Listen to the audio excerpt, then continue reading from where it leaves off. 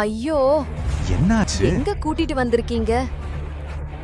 இது நம்மள மாதிரி ஏழைங்க வர ரெஸ்டாரண்ட் இல்ல. இங்க பணக்காரங்க தான் வருவாங்க. அபி, என்னோட சாரிய பாருங்க. கையில பிச்சை தட்டி இல்லாத பிச்சைக்காரி மாதிரி தெரியறேன். என்ன சொல்ற நீ? அபி, நான் சொல்றத ஒரு நிமிஷம் கேளுங்க. அந்த ரெஸ்டாரண்ட்ல சாப்பிடுற பணக்காரங்களை பாருங்க. நமக்கும் அவங்களுக்கும் நிறைய வித்தியாசம் இருக்கு. நீ உண்மையிலேயே ரொம்ப அழகா இருக்க. ட்ரஸ்ட் மீ, வா. அபி, இந்த ரெஸ்டாரண்ட் சிட்டிலேயே ரொம்ப காஸ்ட்லியான ரெஸ்டாரண்ட். இவ்வளவு காஸ்ட்லியான ரெஸ்டாரண்ட்ல நம்ம தண்ணி கூட குடிக்க முடியாது. கவலைப்படாத அனன்யா, இந்த நாளுக்காகத்தான் நான் ரொம்ப நாளா சேர்த்து வச்சிருக்கேன். உன்னோட பர்த்டே அன்னைக்கு. அப்படியா? இந்த பணத்தை சம்பாதிக்க நீ ராத்திரி பகலா ஓடி இருக்க. இத ஒரே நாள்ல செலவு பண்ண நான் விடணுமா? தயவு செஞ்சு எல்லாத்தையும் என்கிட்ட விட்டுடு, நான் பாத்துக்கிறேன். நான் டேபிள் சூஸ் பண்ண போறேன், நீ பின்னாடியே வா. அபினவை தடுக்க அனன்யா அவசரமாக ஓடுகிறாள். அவசரத்தில் ஒரு பணக்காரன் மீது மோதிவிடுகிறாள். அவனது காஸ்ட்லியான சூட்டில் வைன் கொட்டி விடுகிறது. சாரி. டாம்! என்ன மன்னிச்சிடுங்க. நீ குருடா என்ன? இந்த முட்டாளை யார் இங்க உள்ள விட்டது? இந்த சூட்டோட விலை தெரியுமா உனக்கு? இந்த சூட் 20 லட்சம் ரூபாய். சாரி சார், ப்ளீஸ் மன்னிச்சிடுங்க. எனக்கு அது தெரியாது. என்ன? நான் உன்னை ஈஸியா போக விடுவேன்னு நினைச்சியா? சூட்டுக்கான பணத்தை கொடுத்துட்டு போ. இல்லைன்னா என்ன?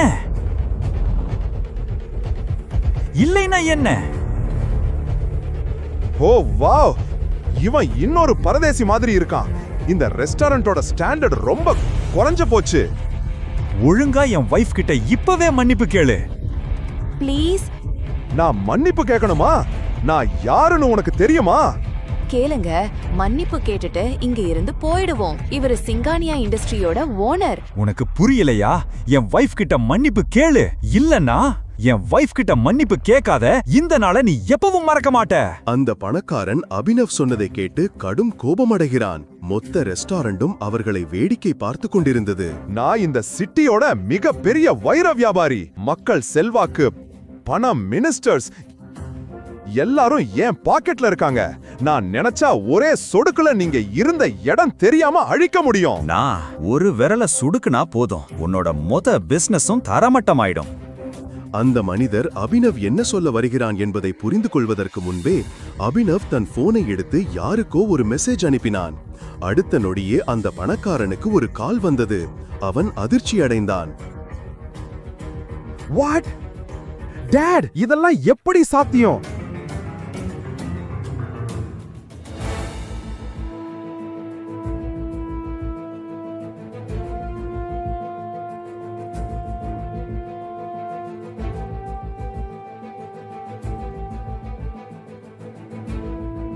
நீ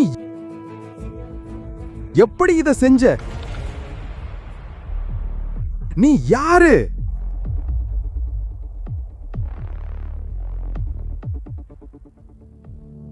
அபினவ் ஒரு ஏழை மருமகன். வேலைக்காரனைப் போல வீட்டு வேலைகள் அனைத்தையும் செய்தான். இன்று அவன் யாரையோ பார்க்க போக வேண்டியிருந்தது. ஆனால் அவன் மாமியார் ஷர்மிளா அவனுக்காக வேறு சில திட்டங்களை வைத்திருந்தாள். ஹலோ யூஸ்லெஸ் மாப்ள, இங்க வந்து என் காலை பிடிச்சு விடு, ரொம்ப வலிக்குது. அத்தை, நான் அவசரமா ஒரு இடத்துக்கு போகணும். போயிட்டு வந்து உங்க காலை பிடிச்சு விடுறேன். ஏன் நில்ல? இன்னைக்கு வரைக்கும் நீ எதுவும் சம்பாதிக்க துப்பில்ல. என் பொண்ணு சம்பாதிக்கிற காசுல தான் நீ வாழற. நீ யாரையும் முக்கியமா பார்க்க போகணுமா? அப்போது அபினவின் மனைவி அனன்யா அங்கே வருகிறாள். இங்க என்ன நடக்குது? காலையில என்ன இவ்வளவு சத்தம்? காலையில நான் சத்தம் போடல, உன் யூஸ்லெஸ் ஹஸ்பண்ட் தான் சத்தம் போட வைக்கிறான். உன் முட்டாள் தாத்தா தான் இவனை உனக்கு ஃபோர்ஸ் பண்ணி கல்யாணம் பண்ணி வச்சுட்டாரு. அது மட்டும் என் இஷ்டப்படி நடந்திருந்தா அப்பவே இவனை உதைச்சு வெளியில தள்ளி இருப்பேன். அபினவ், நீ எங்க வேணா போ, ஆனா முதல்ல இவங்க வேலைய முடிச்சிட்டு போ. இல்ல அனன்யா, ஐ எம் சாரி, நான் போயே ஆகணும். அவன் அங்கிருந்து கிளம்புகிறான். இதை பார்த்த ஷர்மிளாவின் கோபம் உச்சத்தை அடைகிறது. அபினவ் தன் மாமியாரின் கோபத்திலிருந்து எப்படி தன்னை காப்பாற்றப் போகிறான்? அபினவ் இன்று அவளின் கோபத்தால் பிரச்சனையில் சிக்கப் போகிறானா? சிறிது நேரம் கழித்து அபினவ் சென்னையின் பெரிய 5 ஸ்டார் ஹோட்டல் சாஃபயரை அடைகிறான். ஆனால் அங்கேயும் அவனை யாரும் சரியாக வரவேற்கவில்லை.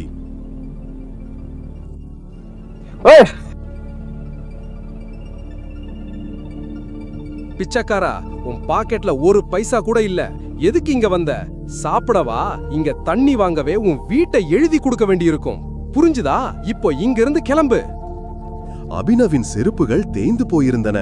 அவனது சட்டை கிழிந்திருந்தது. ஹோட்டல் செக்யூரிட்டி அவனை தடுத்து நிறுத்தி அவனது நிழல் கூட ஹோட்டல் மீது விழவிடவில்லை. நான் இந்த ஹோட்டல் ஓனர் மிஸ்டர் அக்ரமா மீட் பண்ண வந்திருக்கேன். என்ன சொன்ன? அக்ரம் சார் உன்னை பார்க்க விரும்புறாரா? எங்க அக்ரம் சார் மாதிரி ஆளை வச்சு பாத்ரூம் கூட கிளீன் செய்ய மாட்டாரு. புரிஞ்சுதா? அக்ரம் சாரை பார்க்கணும்னு சொல்றேன். சீக்கிரம் இங்கிருந்து கிளம்பு. செக்யூரிட்டி கார்ட்ஸ் அபினவை தள்ளிவிடும்போது அபினவை தனது முன்னாள் காதலி வைபவி தனது புதிய காதலனுடன் வருகிறாள். Hey guards.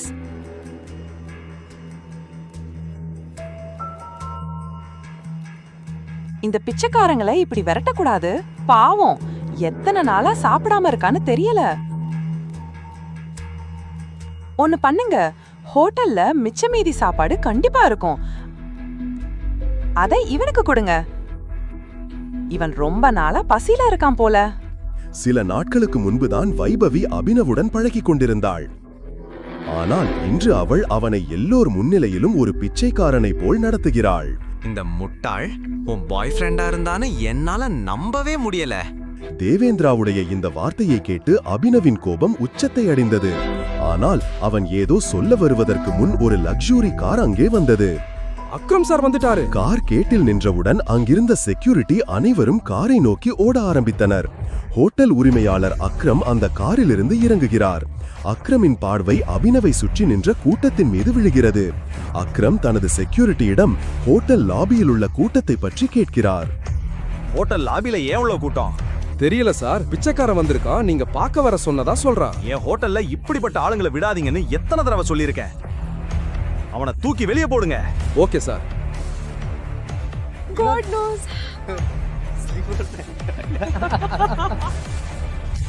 அக்ரம் சொன்னவுடன் 4 செக்யூரிட்டிகள் உடனடியாக அபினவை நோக்கி சென்றனர். அவர்கள் அபினவை அக்ரம் நிற்கும் இடத்திற்கு முன்பே அழைத்துச் சென்றனர். அப்போது அக்ரமின் பார்வை அபினவ் கையில் அணிந்திருந்த மோதிரத்தின் மீது விழுந்தது. அதன் பிறகு நடந்தது அத்தனையும் பார்த்த அனைவரும் அதிர்ச்சி அடைந்தனர். அவனை விட்டுடுங்க. பட் சார், மோதிரத்தை பார்த்தவுடன் அக்ரம் செக்யூரிட்டியை தடுத்து நிறுத்தினார்.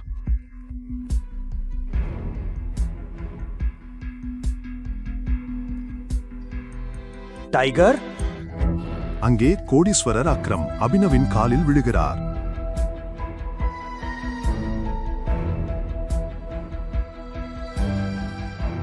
உங்களை என்னால அடையாளம் கண்டுபிடிக்க முடியல. ப்ளீஸ் என்ன மன்னிச்சிடுங்க டைகர். சிட்டியின் மிகப்பெரிய தொழிலதிபர் ஏன் அபினவ் காலில் விழுந்தார்? அந்த மோதிரத்தின் ரகசியம் என்ன? அந்த ரகசியம் எல்லோருக்கும் வெளிப்படுமா?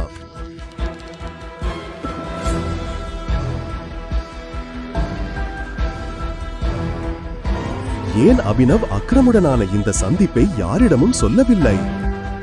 காலையில் அபினவ் அனன்யாவுக்கு டிஃபன் கொடுக்க அவள் அலுவலகத்திற்கு வந்தபோது மக்கள் அங்கும் இங்கும் அலைமோதிக் கொண்டிருப்பதை பார்த்தான்.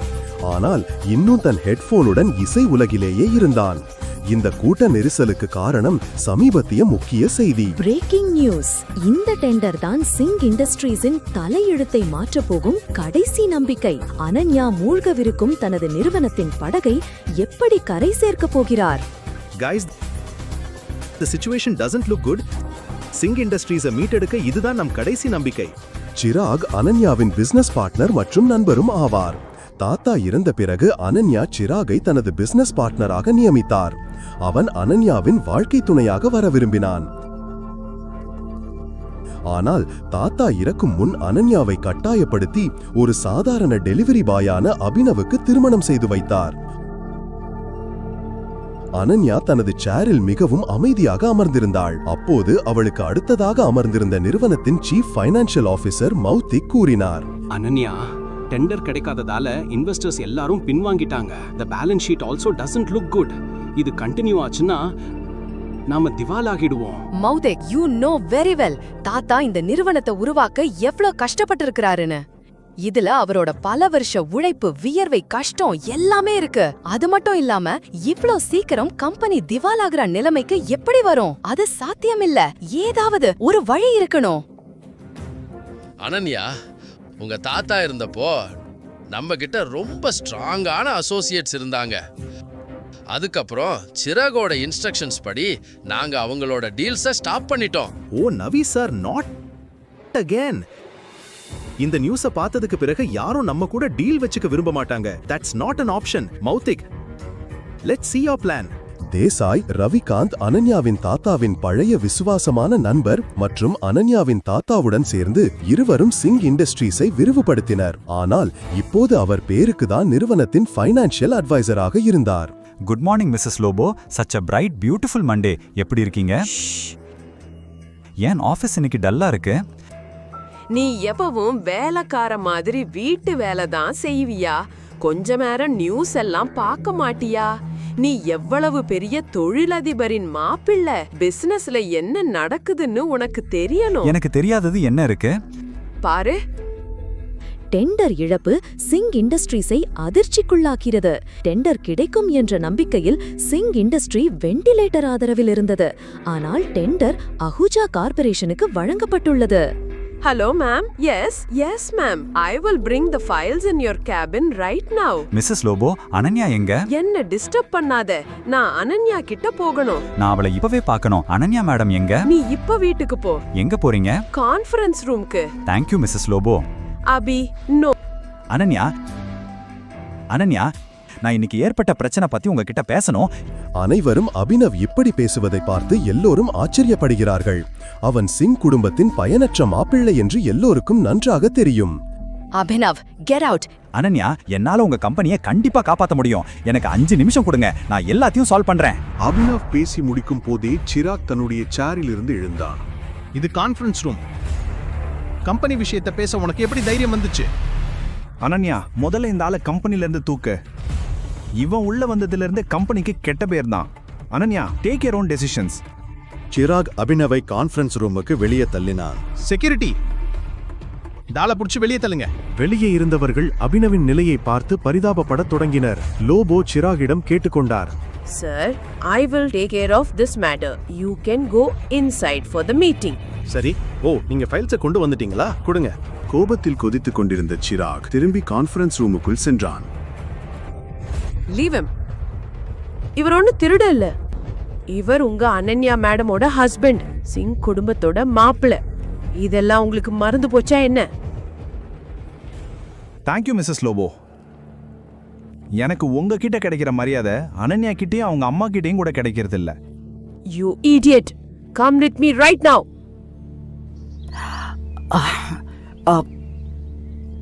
இப்ப நீ கீழ கம்பெனிய இந்த நெருக்கடியில இருந்து காப்பாத்த முடியும்னு சொல்லிட்டு இருந்தேல்ல, எப்படின்னு சொல்லு. எப்படின்னு இப்போதைக்கு எனக்கு தெரியல மிஸ்ஸஸ் லோபோ. முதல்ல சில இன்ஃபர்மேஷன் தேவை. அதை இல்லாம நான் ஒன்றும் பண்ண முடியாது. என்ன மாதிரி இன்ஃபர்மேஷன்? எனக்கு இந்த கம்பெனியோட இன்வெஸ்டர்ஸோட டீடைல்ஸ் வேணும், ஷேர் ஹோல்டர்ஸ் லிஸ்ட் வேணும். அப்பதான் என்ன பண்ணலாம்னு யோசிக்க முடியும். அபி, இப்பதானே பார்த்த, இவ்ளோ நடந்த அப்புறம் கம்பெனில எந்த எம்ப்ளாயும் உனக்கு ஹெல்ப் பண்ண மாட்டாங்க. அப்புறம் எப்படி நடக்கும்? ஒரு ஆள் இருக்கார், அவர் உனக்கு ஹெல்ப் பண்ணலாம். யாரு? ரவிகாந்த் தேசாய் சார். அவர் அனன்யா தாத்தாவுக்கு ரொம்ப க்ளோஸ். அது சரிதான். ஆனா இப்ப சிராக் எல்லாரையும் ஓரமா வேஸ்ட் மாதிரி ஒதுக்கி வச்சுட்டானே. ரவிகாந்த் தேசாய் சார், அவரு அனன்யா தாத்தாவுக்கு ரொம்ப close. Ravikant Desai is a chain smoker. 1 மணி நேரத்துக்கு ஒரு தடவை சிகரெட் பிடிக்க வருவார். நீ இங்கேயே வெயிட் பண்ண. அவர் வந்ததுக்கு அப்புறம் அவர்கிட்ட பேச ட்ரை பண்ண. அவரை முழுசா கன்வின்ஸ் பண்ண ட்ரை பண்ண. I am sure you can do it. Okay, இப்ப நான் போகணும். All the best.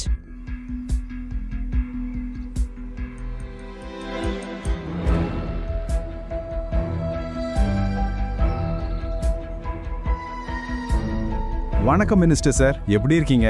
Abhinav sir, நீங்க எனக்கு கால் பண்ணிருக்கீங்களா? கண்டிப்பா என்னோட லக் தான். அட இல்லங்க, எனக்கு உங்ககிட்ட ஒரு சின்ன வேலை இருந்துச்சு.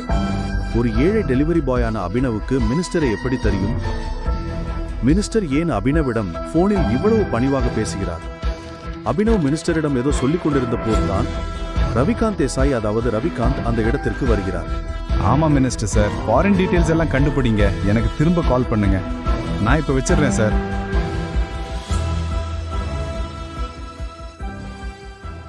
ஆமா ரவிகாந்த் சார், சிங் இண்டஸ்ட்ரீஸ் அப்புறம் ஏகே பிரைவேட் லிமிடெட் கூட மெர்ஜ் ஆனா எப்படி இருக்கும்? ஏகே பிரைவேட் லிமிடெடா? அவங்க எல்லாம் எங்க ரொம்ப பழைய அசோசியேட்ஸ் ஆச்சே. ஆனா அபினவ், உனக்கு அவங்கள பத்தி எப்படி தெரியும்? அதற்கு பிறகு அபினவ் ரவிகாந்திடம் ஏதோ ஒரு விஷயத்தை சொல்ல, அதை கேட்டதும் அவருக்கு தலையை சுற்றியது போல் இருந்தது. அவர் தன் சிகரெட்டை மீண்டும் உள்ளே வைத்துவிட்டு அபினவை கான்ஃபரன்ஸ் ரூமிற்கு அழைத்துச் சென்றார். அடே பிச்சைக்காரா, நீ இன்னும் இங்க இருந்து போகலையா? Behave your self. அனன்யா, நாம அபினவுக்கு ஒரு சான்ஸ் கொடுக்கணும். He has an excellent plan. பிளானா? தெருவில் சுத்துறவங்ககிட்டயா? இங்க பாரு, உனக்கு வயசு எவ்வளவு இருக்கோ அதை விட அதிகமா இந்த கம்பெனியை நான் நடத்தின அனுபவம் இருக்கு. நாம அபினவ் சொல்றத கேட்கணும்.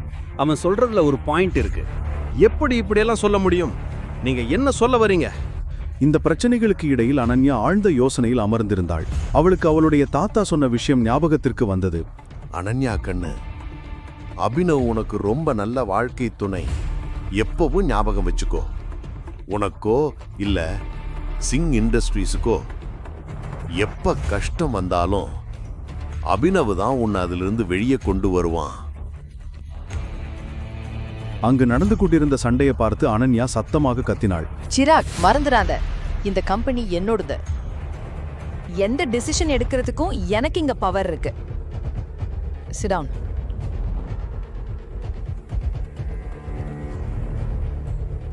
அபினவ், உட்காரு, காட்டு. சிராகை அனன்யா திட்டியதை பார்த்து அபினவுக்கு மிகவும் மகிழ்ச்சியாக இருந்தது. ரவிகாந்த் அபினவை தனக்கு அருகில் இருந்த சேரில் உட்கார வைத்தார். அதற்கு பிறகு அபினவ் தனக்கு முன் கிளாஸில் இருந்த தண்ணீரை ஒரே மூச்சில் குடித்தான். அனன்யா, எனக்கு முதல்ல கம்பெனியோட இன்வெஸ்டர்ஸ் டீடைல்ஸ் வேணும், ஷேர் ஹோல்டர்ஸ் லிஸ்ட் வேணும், அப்புறம் பேலன்ஸ் ஷீட் பார்க்கணும். அப்பதான் என்ன பண்ணான்னு யோசிக்க முடியும். This is too much. நாம இப்படி யாரோ ஒருத்தர்கிட்ட நம்ம கம்பெனியோட டீடைல்ஸை கொடுக்க முடியாது. மௌத்திக், லேப்டாப் பாஸ் பண்ணுங்க. இன்னும் இந்த கழுத பேசுறத கேட்டுக்கிட்டு இருக்கியா? போதும், நிறுத்து. Chirag, why don't you mind your language? ஏன் அபினவ் என் புருஷன்னு மறந்துடுற? 2 வருடத்தில் முதல் முறையாக அனன்யா அபினவிற்காக சண்டை போடுவதை பார்த்தான்.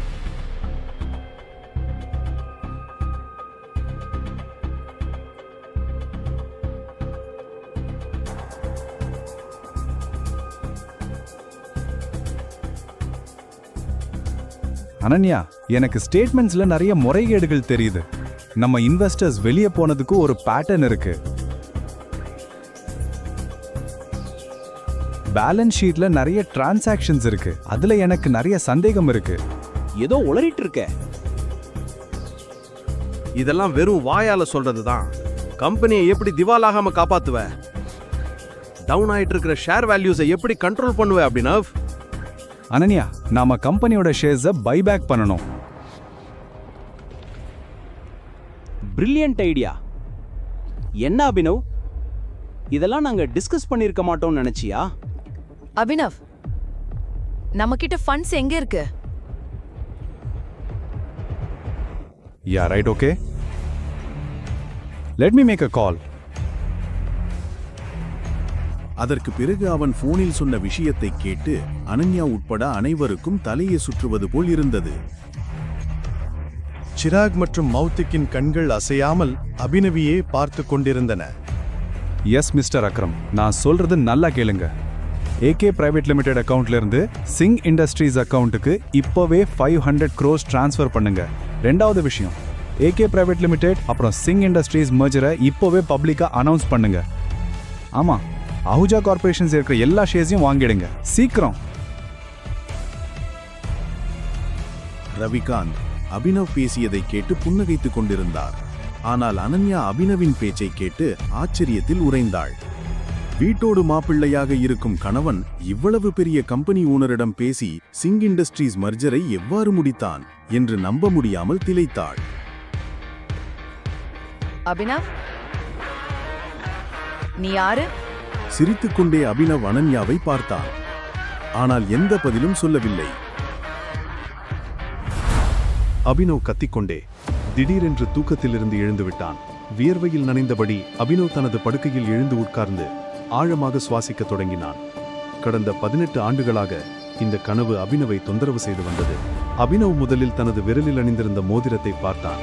பின்னர் குளியலறை நோக்கி சென்றான். 18 வயதில் அவன் தனது செலவுகளை தானே ஏற்கத் தொடங்கினான்.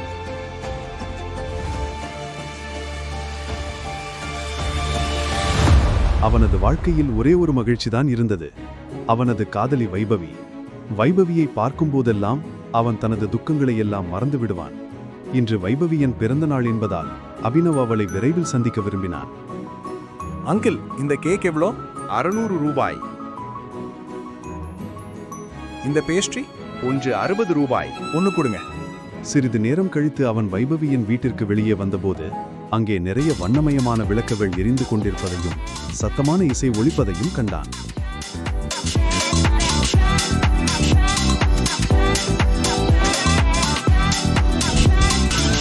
வைபவி, இதெல்லாம் என்ன? இவன் யார் வைபவி? தெரியலையா? இவன் டெலிவரி பாய். ஆனா நம்ம ஏற்கனவே கேக் ஆர்டர் பண்ணிட்டோமே, அப்புறம் எதுக்கு இந்த பேஸ்ட்ரி ஆர்டர் பண்ணின? ஓ, ஞாபகம் வந்துருச்சு. இவன் தானே நீ டேட்டிங் பண்ண டெலிவரி பாய்?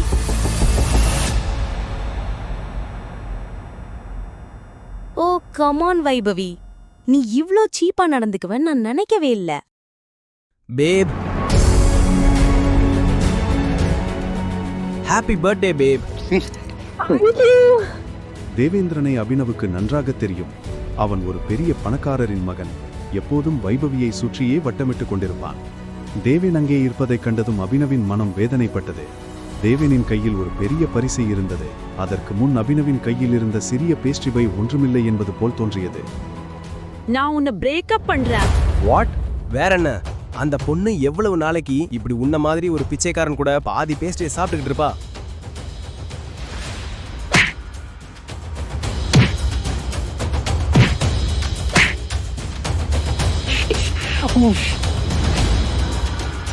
நீ செஞ்சது சரியில்லை வைபவி என்று சொல்லிவிட்டு அபினவ் அங்கிருந்து கிளம்பிவிட்டான். அவனது கண்களில் கண்ணீர் பெருகியது. அவனது இதயம் நொறுங்கி போயிருந்தது. ஒவ்வொரு முறை குடிக்கும் போதும் தேவேந்திரன் வைபவியின் கன்னங்களை முத்தமிடும் காட்சி அவன் கண்களுக்கு முன் வந்து போனது. இதற்கிடையில் அபினவ் சாலையில் மயங்கி கிடந்தபோது சன்னி சிங் தனது காரில் ஆத்திரத்துடன் அமர்ந்திருந்தான். சன்னி சிங்கின் சகோதரி அனன்யா அவனுக்கு பெரும் இடையூறாக மாறிவிட்டாள். சன்னி தனது தாத்தா ஹர்தேவ் பால் சிங்கின் நன்மதிப்பை பெறவும் அனன்யாவை தனது வழியிலிருந்து அகற்றவும் எதையும் செய்வான். இன்று அவன் தனது சகோதரிக்கு பாடம் புகட்ட தனது ஆட்களுடன் காரில் புறப்பட்டான்.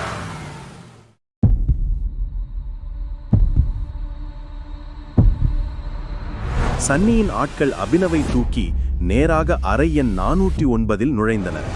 அவனோட ட்ரெஸ்ஸை கழட்டிட்டு அவனை பெட்ல படுக்க வை. அவன் ட்ரெஸ்ஸை கழட்டு என்று அவன் அவர்களிடம் மிக மெதுவாக சொன்னான். அங்கே சன்னியின் சகோதரி அனன்யா ஏற்கனவே உறங்கிக் கொண்டிருந்தாள். காலையில் அபினவ் புரண்டு படுத்தபோது அவனது கை ஒரு மென்மையான கையுடன் மோதியது. அபினவ் விழித்தெழுந்து பார்த்தான். அவன் ஒரு அந்நிய பெண்ணின் அருகில் படுத்திருந்தான்.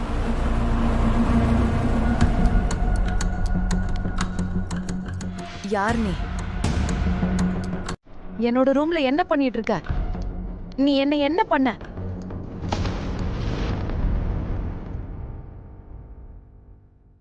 சீ, உன்னை என் தங்கச்சின்னு சொல்றதுக்கு வெக்கமா இருக்கு. உன் மேல எனக்கு முன்னாடியே சந்தேகம் இருந்தது. நான் தாத்தா கிட்ட நிறைய தடவை சொல்லிட்டேன். ஆனா அவர் ஒவ்வொரு தடவையும் என் அனன்யா அப்படி செய்ய மாட்டான்னு சொன்னாரு. ஆனா உங்க அனன்யா இப்படி செஞ்சுட்டான். கொஞ்ச நேரத்துல தாத்தாவுக்கு தன்னோட பேத்தி என்ன செஞ்சிட்டு இருக்காங்கிறத தெரிஞ்சிடும். இந்த லைவ் டெலிகாஸ்ட் காமிக்க நான் அவரை இங்க வர சொல்லியிருக்கேன். அண்ணா, எனக்கு தெரியாது. என்ன நம்புங்க. என்ன நடந்தது? இது எப்படி நடந்தது? இந்த பையன் யாருன்னு எனக்கு தெரியாது. எங்களுக்கு நடுவில் எதுவும் நடக்கல. அபினவ் விளக்கம் கொடுப்பதற்கு முன் சன்னியின் தாத்தா ஹர்தேவ் பால் சிங் அறைக்கு வந்துவிட்டார். அவர்களது உடை அவர்கள் மிக வசதியான மனிதர்கள் என்பதை உணர்த்தியது. அனன்யாவை இந்த நிலையில் கண்டதும் அவரது கண்கள் கோபத்தால் சிவந்து போயின. உன்கிட்ட நான் இதை எதிர்பார்க்கல அனன்யா. தாத்தா, நீங்க நினைக்கிற மாதிரி எதுவும் நடக்கல. உனக்கு நம்ம ரூல்ஸ் எல்லாம் நல்லாவே தெரியும். ஆனாலும் நீ அதை எல்லாத்தையும் மீறிட்ட.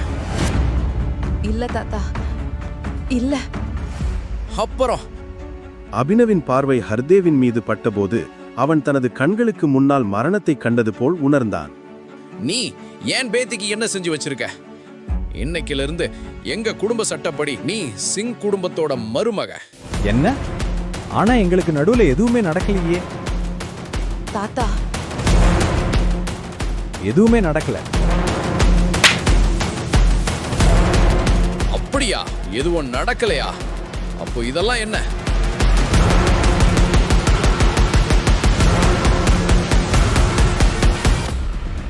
அபினவ் எதையும் புரிந்து கொள்வதற்கு முன் ஹர்தேவின் ஆட்கள் அவனை தாக்கத் தொடங்கினர். ஹர்தேவின் வயதை கருதி அபினவ் தன்னை கட்டுப்படுத்திக் கொண்டான்.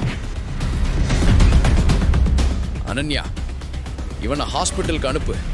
அவனும் சாயங்காலம் அக்ரமோட பார்ட்டிக்கு ரெடி ஆகட்டும். அப்புறம் அக்ரமோட பார்ட்டில இவன் உன் கூட கண்டிப்பா இருக்கணுங்கிறத ஞாபகம் வச்சுக்கோ.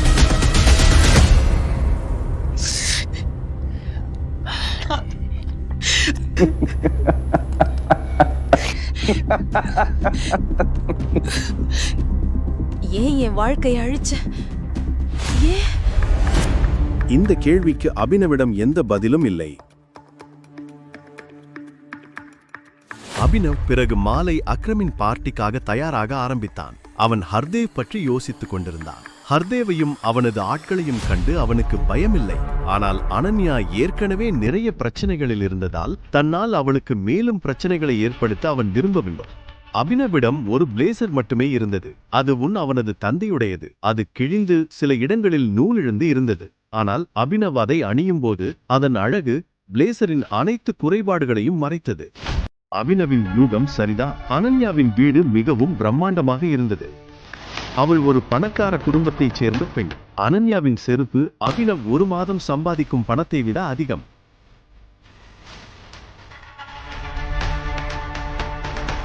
அபினவை அனன்யா எவ்வளவு வெறுக்கிறார் என்பது அவளது கண்களில் தெரிந்தது. விருந்தில் அப்படிப்பட்ட முக்கிய நபர்களுக்கு மத்தியில் செல்வதற்கு அபினவும் பதட்டமாக இருந்தான்.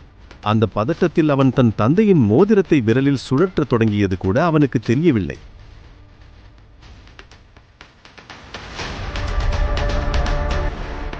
இந்த மோதிரத்தை கழட்டுங்க. பார்க்க அசிங்கமா இருக்கு.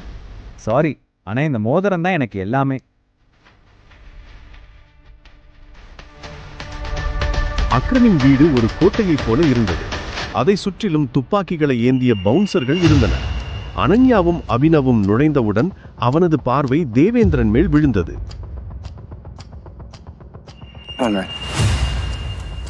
நீங்க என்ன பண்ற பாஸ்? அவர் என் கணவர். அனன்யா, உனக்கு பைத்தியம் பிடிச்சிருச்சா? இந்த தெருவுல சுத்துறவனுக்கிட்ட என்ன இருக்குன்னு அவனை போய் கல்யாணம் பண்ணிருக்க? உன் நாக்கு அடக்கு. அமைதியா இல்லனா என்ன பண்ணுவ? சொல்லு, நீ என்ன பண்ணுவ?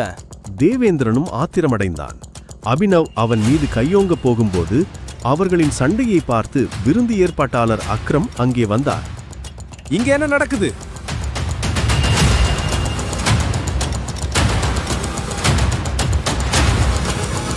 அக்ரம் சார், இவனை பாருங்க. இவன் ஒரு கிரிமினல். பார்ட்டிக்கு இன்வைட் பண்ணாமலே வந்துட்டான். இங்க வா.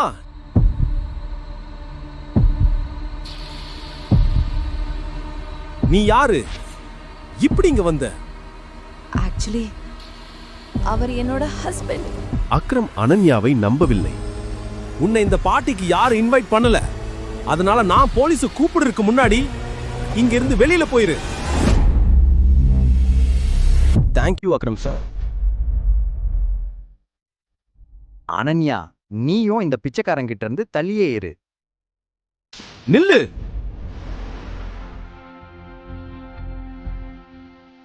அக்ரம் அபினன் மேல் நோக்கி ஓடி அவனது மோதிரத்தை பார்க்க தொடங்கினார். நான் உங்ககிட்ட தனியா ஒரு முக்கியமான விஷயம் பேசணும். எங்கிட்டியா? வாங்க. அக்ரம் அபினவின் கையை பிடித்துக்கொண்டு அவனை உள்ளே அழைத்து செல்ல ஆரம்பித்தான். அனன்யா, தேவேந்திரன், சன்னி மற்றும் விருந்திலிருந்த மற்றவர்கள் இதை பார்த்து ஆச்சரியப்பட்டனர். சிறிது நேரம் கழித்து அவர்கள் அக்ரமின் அறைக்கு வந்தவுடன் அக்ரம் கதவை மூடிவிட்டு அபினவின் அருகில் வந்து சொன்னார். உங்க மோதிரத்தை பார்க்கலாமா? எதுக்கு? பயப்படாதீங்க, நான் அதை கேட்க போறதில்ல.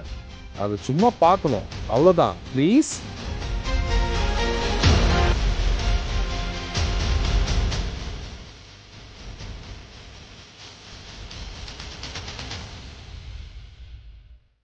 டைகர்,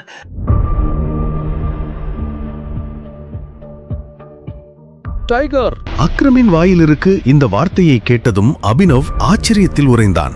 தன் தந்தையை பிரிவதற்கு முன் அபினவிடம் சொன்ன கடைசி வார்த்தைகள் அவனுக்கு திடீரென நினைவுக்கு வந்தன. Run tiger, run tiger, run! ஆனால் அபினவ் அதிர்ச்சி அடைந்தான். அக்ரமிற்கு இவையெல்லாம் எப்படி தெரியும் என்று அவனுக்கு புரியவில்லை. கடைசியா உங்களை கண்டுபிடிச்சிட்டேன் டைகர். டைகர்? ஆமா, கடந்த 18 வருஷமா உங்களை தேடிக்கிட்டு இருந்தேன். நீங்க தான் எங்க டைகர், எங்களோட ஆயிரக்கணக்கான கோடி சாம்ராஜ்யத்தோட வாரிசு. நாங்க 3 ஃப்ரெண்ட்ஸ் சேர்ந்து ஆரம்பிச்சோம். நானும், உங்க அப்பா சஞ்சய் கார்வாலும், அப்புறம் ராணா அக்னிஹோத்ரி. அங்க பாருங்க. இவ்வளவு சொல்லிவிட்டு அக்ரம் சுவரில் தொங்கிக் கொண்டிருந்த ஒரு படத்தை காட்டினான். அதில் சஞ்சய், அக்ரம் மற்றும் ராணா அனைவரும் இருந்தனர். ராணாவை பார்த்ததும் அபினவ் அதிர்ச்சி அடைந்தான். அவன் ஒவ்வொரு காலையிலும் கண் விழிக்கும் போது கண்ட கனவு மீண்டும் அவன் கண்முன் வந்தது. அன்று இரவு அபினவின் தந்தையை சுட்டவன் ராணா. அபினவின் வாழ்க்கை ஒரே இரவில் தலைகீழாக மாறியிருந்தது. தனக்கு என்ன நடந்தது என்று அவனால் இன்னும் நம்ப முடியவில்லை. அவன் கையில் தன் தந்தையின் படம் இருந்தது. ஆனால் அந்த புகைப்படத்தில் ராணா அவனை கோபமான கண்களுடன் பார்த்து கொண்டிருந்தான். அவனுக்கு வாய்ப்பு கிடைத்தால் தன் தந்தையின் மரணத்திற்கு இப்போதே பழிவாங்கி விடுவான். கேட்க மறந்துட்டேன். இத்தனை வருஷமா எங்க போனீங்க? எங்க இருந்தீங்க? அப்பா போனதுக்கு அப்புறம் நான் ஒரு அனாதை இல்லத்துல வளர்ந்தேன். பல வருஷத்துக்கு அப்புறம் அங்கே இருந்து கிளம்பி என் படிப்புக்காக பணம் சேர்க்க வேலை செய்ய ஆரம்பிச்சேன். ஆனா அந்த டைம்ல நீங்கெல்லாம் ஏன் என்ன தேடல? டைகர், நான் உங்களை தேட முயற்சி பண்ணலான்னு இல்ல. நான் உங்ககிட்ட சொன்னது போல உங்க அப்பா போனதுக்கு அப்புறம் மாஃபியா உலகத்துல ஒரே பிரச்சனையா இருந்துச்சு. நாங்க அதையும் உங்களை தேடுற வேலையும் செஞ்சுட்டு தான் இருந்தோம். ஆனா நாளாக ஆக உங்க முகமும் மாறி போச்சு. அதனால உங்களை கண்டுபிடிக்கிறது ரொம்ப கஷ்டமா இருந்துச்சு. இப்போ உங்களை கண்டுபிடிச்சாச்சு. இப்போ மாண்டியும் மற்றவங்களும் உங்களை பார்த்தா ரொம்ப சந்தோஷப்படுவாங்க. மாண்டி பெயரை கேட்டதும் அபினவுக்கு கோபம் வந்தது. மாண்டி ஒரு துரோகியின் மகன். அபினவ் அந்த துரோகியின் மகனை சந்திக்கவோ பேசவோ விரும்பவில்லை.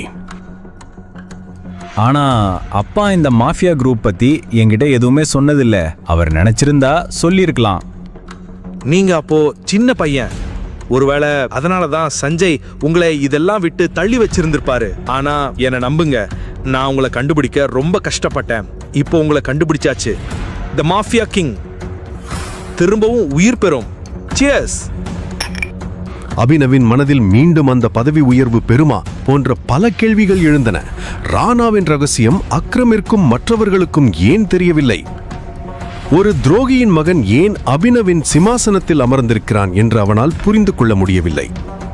அபினவ் தனக்குத்தானே பதில் சொல்வதற்கு முன் அக்ரம் அபினவிடம் வந்து 50 கோடி ரூபாய் காசோலையை கொடுத்தான். இதோ இத வச்சுக்கோங்க. டைகர் பொசிஷன் உங்களுக்கு கிடைக்கிற வரைக்கும் இது உங்களுக்கு தேவைப்படும். அபினவ் அக்ரமின் கையில் இருந்து காசோலையை வாங்கி பார்த்தான். அவன் வாழ்க்கை தலைகீழாக மாறியிருந்தது. ஆனால் இன்னும் பல கேள்விகளுக்கு அவனுக்கு பதில் கிடைக்கவில்லை. இன்னொரு விஷயம், இப்போதைக்கு உங்களோட உண்மையான அடையாளம் யாருக்கும் தெரியக்கூடாது. சோ இப்ப வரைக்கும் நீங்க எப்படி இருந்தீங்களோ அப்படியே இருங்க, சரியா? அபினவ் சம்மதித்து தலையிசைத்தான். இருவரும் அறையை விட்டு வெளியே வந்தனர். இதற்கிடையில் அனன்யா அபினவும் அக்ரமும் இருந்த அறையின் கதவை கவலையுடன் பார்த்து கொண்டிருந்தாள். இருவருக்கும் இடையில் என்ன நடக்கிறது? அபினவ் வெளியே வர ஏன் இவ்வளவு நேரம் எடுத்துக்கொள்கிறான் என்பதை அறிய அவள் ஆவலுடன் இருந்தாள். அபினவ் இன்னைக்கு அந்த மோசமான மெடிசினை தான் டேஸ்ட் பண்ண போறான் போல. ரொம்ப சோகமா இருக்குல்ல? கல்யாணத்துக்கு அப்புறம் அந்த பாவப்பட்டவன் என்ஜாய் பண்றதுக்கு முன்னாடியே செத்து போயிடுவான். இதை கேட்டதும் அனன்யா அதிர்ச்சி அடைந்தாள். யாரையாவது கொல்வது அக்ரமிற்கு பெரிய விஷயம் அல்ல என்று அவளுக்கு தெரியும். அக்ரம் சார் இவனை மாதிரி சாக்கடைலிகளை சும்மா விட மாட்டார், தொடச்சி எடுப்பாரு. பாரு, இவனும் உயிரோட இருக்க மாட்டான். கல்யாணம் ஆனதுக்கு அப்புறம் சாகிறதுன்னு சொல்லுவாங்கல்ல, அந்த பழமொழி உண்மையாகும். இதை கேட்டு அனன்யாவுக்கு வருத்தமாக இருந்தது. அடுத்தவர் மரணத்தில் எப்படி யாராவது மகிழ்ச்சி அடைய முடியும்? ப்ளீஸ், அட்லீஸ்ட் அவரை பத்தி இந்த மாதிரி பேசாதீங்க. அப்புறம் என்ன மாதிரி பேசணும்? அவனோட லட்சணம் அந்த மாதிரி இருந்தா அதுக்கேத்த மாதிரி தானே பேசுவாங்க. தேவன், அவ சொல்றதும் சரிதான், நீ சொன்னதும் கரெக்ட் தான். நாம அவரை பத்தி அப்படி பேசக்கூடாது. எப்பவுமே என் தாத்தா செத்து போனவங்களை பத்தி தப்பா பேசக்கூடாதுன்னு சொல்லிக்கிட்டே இருப்பாரு. ஐயோ கடவுளே. அனன்யா எதையாவது சொல்வதற்குள் அக்ரம் அபினவுடன் வெளியே வந்தார். அபினவின் உடலில் ஒரு சிறிய கீறல் கூட இல்லை. தேவேனும் சன்னியும் அதை பார்த்ததும் அதிர்ச்சியில் வாயடைத்து போய் நின்றனர். அவனை பார்த்தா அக்ரம் சார் அவனை தொட்ட மாதிரி கூட தெரியலையே. எப்படியோ அவங்க 2 பேரும் ரூமுக்குள்ள இருந்தப்பவே அவன் மூக்கு உடைஞ்சிருக்கணுமே. ஆனா அவன்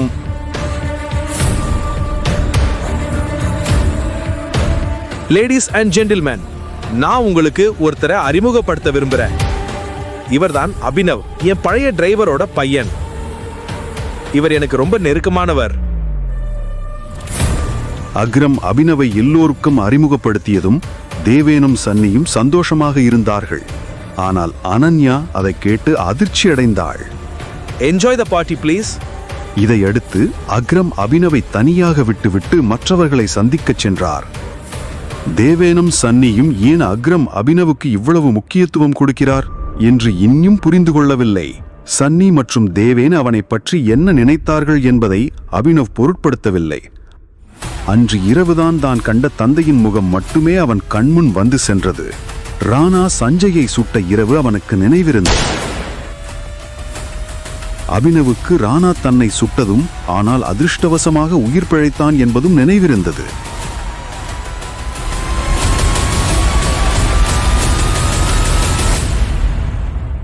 நீ உன் சொந்த கால்ல நடந்து வெளியே வர முடியும்னு நான் நினைக்கவே இல்லை. அப்படியா? என்ன பத்தி அவ்வளோ கவலையா உனக்கு? ஓ ப்ளீஸ், எனக்கு கவலையே இல்லை. ஆனா நீ உன்னை பத்தி கவலைப்படு. நீ உயிரோட இருக்கணும்னா கொஞ்சம் கவனமா இரு. அக்ரம் சார் உன்கிட்ட என்ன சொன்னாரு சொல்லு. தேவை மாதிரி ஒரு கழுதை உன்கிட்ட ஏதாவது கேள்வி கேட்டா அதுக்கு பதில் சொல்லாதன்னு சொன்னார். உன்னனா? தேவன் அவனை திட்டினான். ஆனால் அபினவ் அதை கண்டுகொள்ளவே இல்லை. அந்த நேரத்தில் அவன் மனதில் பல முக்கியமான விஷயங்கள் ஓடிக்கொண்டிருந்தன. இதற்கு பிறகு விருந்தின் மீதமுள்ள நேரம் அனன்யா அபினவுடன் எதுவும் பேசவில்லை. என் வீடு பக்கத்துல இருக்கு, நாம அங்க போலாம். நான் உன்னோட உன் வீட்டுக்கு வருவேன்னு நீ எப்படி நினைச்ச? உன் நிலைமை இப்படி இருக்கு, அப்போ உன் வீடு எப்படி இருக்கும்? நீ என் மனைவி, என் கூட வாழலன்னா யார் கூட வாழ்வ? இங்க பாரு, இந்த மாதிரி மட்டமான லாஜிக் உன் பாக்கெட்ல வச்சுக்கோ. முதல்ல நீ எப்படி என் பெட்ல வந்தேன்னு சொல்லு. நானும் உன்னை அதே கேள்விதான் கேட்கணும். நல்ல பாயிண்ட். ஆனா நான் உன் வீட்டுக்கு வந்து வாழ மாட்டேன். நான் என் வீட்டுக்கு போறேன், ஓகேவா? அப்புறம் ஃபியூச்சர்ல அது கம்பல்சரா இருந்தா நான் உன் வீட்டுல தங்க மாட்டேன். நீ என் வீட்டுக்கு ஒரு வேலைக்கார மாதிரி வந்து வாழ்வ, புரியுதா? அபினவ் முதலில் அவளை பார்த்தான். பிறகு தன் விரலில் இருந்த மோதிரத்தை பார்த்தான். அந்த மோதிரம் இன்று இல்லை என்றால் அவனுக்கு என்ன நடந்திருக்கும் என்று யாருக்கு தெரியும்?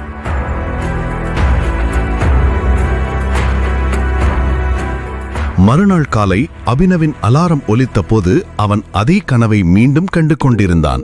அலாரம் சத்தத்தை கேட்டு அவன் திடுக்கிட்டு எழுந்து தன் படுக்கையில் அமர்ந்தான். எழுந்ததும் இத்தனை வருடங்களுக்கு பிறகு தன் தந்தையின் நிறுவனத்தை உயிருடன் வைத்திருந்ததற்காக அவன் முதலில் அக்ரமுக்கு மனதார நன்றி கூறினான். அபினவ் படுக்கையிலிருந்து எழுந்து வேலைக்கு தயாராக ஆரம்பித்தான். அக்ரமின் கூற்றுப்படி அவனது டெலிவரி பாய் வேலை அவனது அடையாளத்தை மறைக்க மிகவும் உதவியாக இருக்கும். அபினவ் அக்ரம் கொடுத்த செக்கை தன் பாக்கெட்டில் வைத்துக்கொண்டு வீட்டிலிருந்து கிளம்பினான். 1 மணி நேரம் கழித்து அவன் தன் பைக்கில் அலுவலகத்திற்கு வந்து காரிடாரில் நடந்து செல்லும்போது பின்னாலிருந்து ஒரு குரல் கேட்டது. ஏய், டெலிவரி பாய். அது ஹரிஷ், அவனது சக ஊழியன். அவன் அலுவலகத்தில் வேலை செய்யாமல் அபினவை கேலி செய்ய பணம் பெற்றான். என்ன ஏதாவது வேணுமா? எனக்கு லேட் ஆகுது. ஏய், நீ மீட்டிங் போறியா? பாஸ் உன்னை கூப்பிடுறாரு. அப்புறம் பிரதர், நேத்து யாருக்கும் சொல்லாம எங்க போன? உங்க அப்பா கல்யாண ஊர்வலத்துக்கு போனியா என்ன? இதை கேட்டதும் அபினவின் நரம்புகள் கோபத்தால் வெடித்துவிடும் போலிருந்தது. ஒரே அடியில் ஹரிஷின் அனைத்து பற்களையும் அவனால் உடைத்திருக்க முடியும். ஆனால் அவன் தன்னை அமைதிப்படுத்திக் கொண்டு பதில் சொல்லாமல் தன் பாஸின் கேபினுக்கு சென்றான். Good morning sir. இந்த காலையில குட்டா இருக்கிறது என்ன? இந்த கேள்விக்கு அபினவிடம் பதிலில்லை. அதனால் அவர் பாஸ் தொடர்ந்தார். நேத்து யார்கிட்டயும் சொல்லாம எங்க கிளம்பி போன? இதற்கும் அபினவிடம் பதிலில்லை. அவன் தன் பாஸ் இடம் ஒரு சாக்கு சொல்லி இருக்கலாம். ஆனால் அபினவ் பொய் சொல்ல விரும்பவில்லை. நேத்து அவ்வளோ டெலிவரி இருந்துச்சு, ஒன்னால எங்களுக்கு எவ்வளோ நஷ்டம் ஆச்சுன்னு தெரியுமா? ஆனா சார், எனக்கு மாசத்துக்கு ஒரு கேஷுவல் லீவ் இருக்கு. ஒன்னால எந்த வேலையும் செய்ய முடியாது. ஆனா இங்க வந்து சண்டை போடுற இந்த கம்பெனி உன் அப்பாவோடதா? இதை கேட்டதும் அபினவுக்கு கோபம் தலைக்கேறியது. அவன் கோபத்தால் தன் கைமுஷ்டியை மடக்கி தன் பாஸை முறைத்தான். என்ன முறைக்கிற? உன் சாமானங்களை எடுத்துட்டு இது கிளம்பு. You are fired. இதை கேட்டதும் அபினவ் அதிர்ச்சி அடையவில்லை. உண்மையில் இது போன்ற ஒன்று தனக்கு விரைவில் நடக்கும் என்று அவனுக்கு தெரியும். அவன் பாஸும் தேவேனுக்கும் ஒருவரை ஒருவர் நன்கு தெரியும். நேற்று விருந்தில் தேவேன் அபினவுக்கு பதிலளித்த விதம், தேவன் மாதிரி ஒரு கழுதை உங்ககிட்ட கேள்வி கேட்டா அதுக்கு பதில் சொல்லாதன்னு அவர் என்கிட்ட சொன்னார். இது இன்னைக்கு நடக்கலனாலும் என்னைக்காவது ஒரு நாள் நடக்கும் என்பதை அபினவ் புரிந்து கொண்டான். ஓகே, பிரச்சனை இல்லை, நான் கிளம்புறேன். நான் வேலை பார்த்த முழு மாச சேலரியா கொடுங்க. சேலரி? நீ பண்ண நஷ்டத்துக்கு உன் சம்பளத்துல ஈடு கட்டுறதுன்னா நீ இன்னும் பாக்கெட்ல இருந்து 10,000 ரூபாய் எனக்கு தரணும். நான் உன்னை கேட்கலன்னு சந்தோஷப்படு. அதனால அமைதியா இங்கிருந்து கிளம்பு. என்ன சொல்றீங்க சார்? ஒரே நாள் எப்படி 25,000 ரூபாய் நஷ்டமாச்சு? எனக்கு என் சேலரி கிடைக்கிற வரைக்கும் நான் இங்க இருந்து கிளம்ப மாட்டேன். என் சேலரியை கொடுங்க. சேலரி? இங்க பாரு, இப்பவே உனக்கு உன்னோட சேலரியை கொடுக்குறேன். அவன் பாஸ் இதை சொல்லி மேஜையில் இருந்த மணியை அடித்தான். அடுத்த கணம் அறைக்கதவு திறந்து 4 பவுன்சர்கள் உள்ளே நுழைந்தனர். இந்த ரவுடியை தூக்கி வெளியே போடுங்க.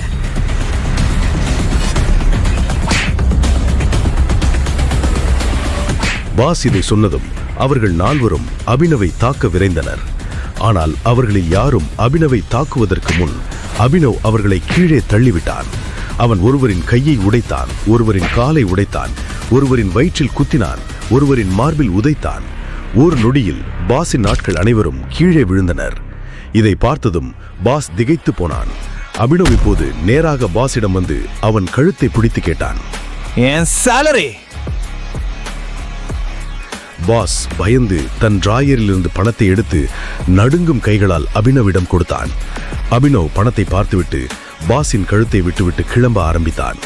கிளம்பும் முன் அவன் பாஸின் கண்களை பார்த்து சொன்னான், ஒரு விஷயம் ஞாபகம் வச்சுக்கோ. இன்னொரு வாட்டி யாருடைய அப்பா கிட்டையாவது உன் பிரச்சனையை வச்சுக்கிட்டீன்னா கழுத்து உன்னோடது, கால் என்னோடது. இதை கேட்டதும் பாஸ் அதிர்ச்சியில் உறைந்தார். அபினவ் ஒரு கோபக்காரன் என்று அவனுக்கு தெரியும். ஆனால் அவன் கோபத்தை அவன் இதற்கு முன் பார்த்ததில்லை. இதற்கிடையில் அபினவ் அலுவலகத்திலிருந்து வெளியே வந்தபோது அவனுக்கு ஒரு தெரியாத எண்ணிலிருந்து அழைப்பு வந்தது. அபினவ் போனை எடுத்தான். ஹலோ, யாரது? டைகர். அக்ரம். ஆமா, சொல்லுங்க. நீங்க ஒருத்தரை சந்திக்கணும்னு நான் விரும்புறேன். அவரும் நம்ம மாஃபியா உலகத்துல ஒரு பெரிய ஆளு. அப்புறம் உங்க அப்பாக்கும் எனக்கும் பெஸ்ட் ஃப்ரெண்டும் கூட, பல்ராஜ். நம்ம டைகர் திரும்பி வந்துட்டான் அப்படின்னு பல்ராஜுக்கு தெரியணும்னு நான் விரும்புறேன். சோ இன்னைக்கு ராத்திரி சஃபயர் ஹோட்டல்ல ஒன்னா டின்னர் சாப்பிடுவோம். நான் உங்களுக்கு அட்ரஸ் அனுப்புறேன், சரியா? See you, bye. அக்ரமின் வாயிலிருந்து பல்ராஜின் பெயரை கேட்டதும் அபினவின் உடல் நடுங்கியது. அவன் பல்ராஜின் பெயரை இதற்கு முன் கேட்டிருந்தான். இந்த நகரத்தில் உள்ள ஒவ்வொரு குழந்தைக்கும் பல்ராஜின் பெயர் தெரியும். ஒவ்வொரு சக்தி வாய்ந்த மனிதனும் அவனது பெயரை கேட்டால் நடுங்குவான். அதனால் அபினவும் அவனை சந்திப்பதில் பதட்டமாக இருந்தான். அவன் பயந்த பல்ராஜ் உண்மையில் அவனது பாஸாக போகிறான். நான் பல்ராஜ் சாரை உண்மையிலே சந்திக்கணும்னு நீங்க நினைக்கிறீங்களா?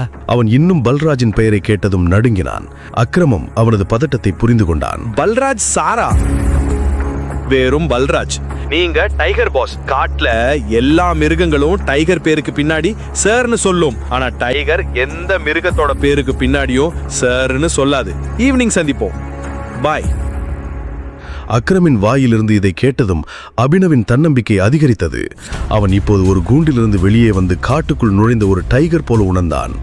தன் பழைய அலுவலகத்தை விட்டு வெளியேறிய பிறகு அபினவ் வீட்டிற்கு திரும்பினான். அவன் கடைசியாக தன் படுக்கையில் இப்படி ஓய்வெடுத்தது எப்போதென்று அவனுக்கு நினைவில்லை. அவன் மிகுந்த உற்சாகத்துடன் அறையின் கதவை பார்த்து கொண்டிருந்தான்.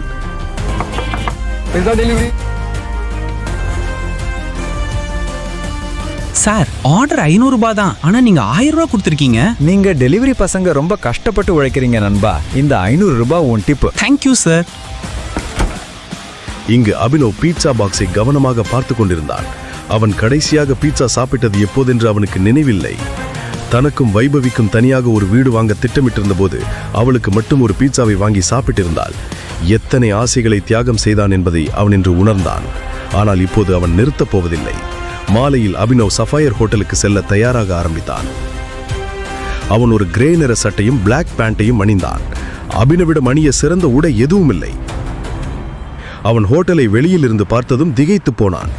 இவ்வளவு பெரிய ஹோட்டலை அவன் இவ்வளவு நெருக்கமாக இதற்கு முன் பார்த்ததே இல்லை. நில்லு! Run tiger run! என்று ராஜன் வலியில் துடித்தபடி தனது 5 வயது மகன் சர்வேஸ்வரனிடம் கூறினார்.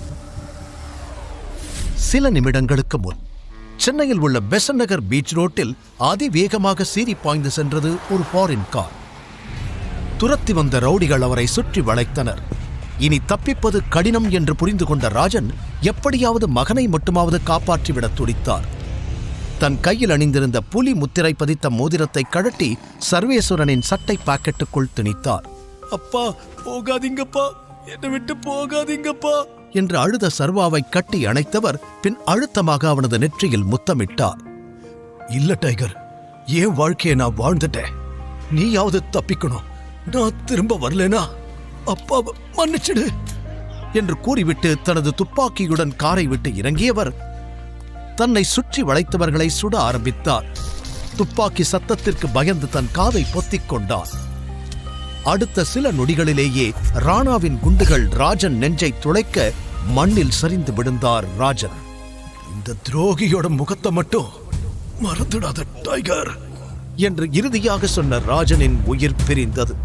அப்பா என்று அலறி அடித்து எழுந்து அமர்ந்தான் சர்வேஸ்வரன். வியர்த்து போயிருந்த தன் முகத்தை துடைத்துக் கொண்டான்.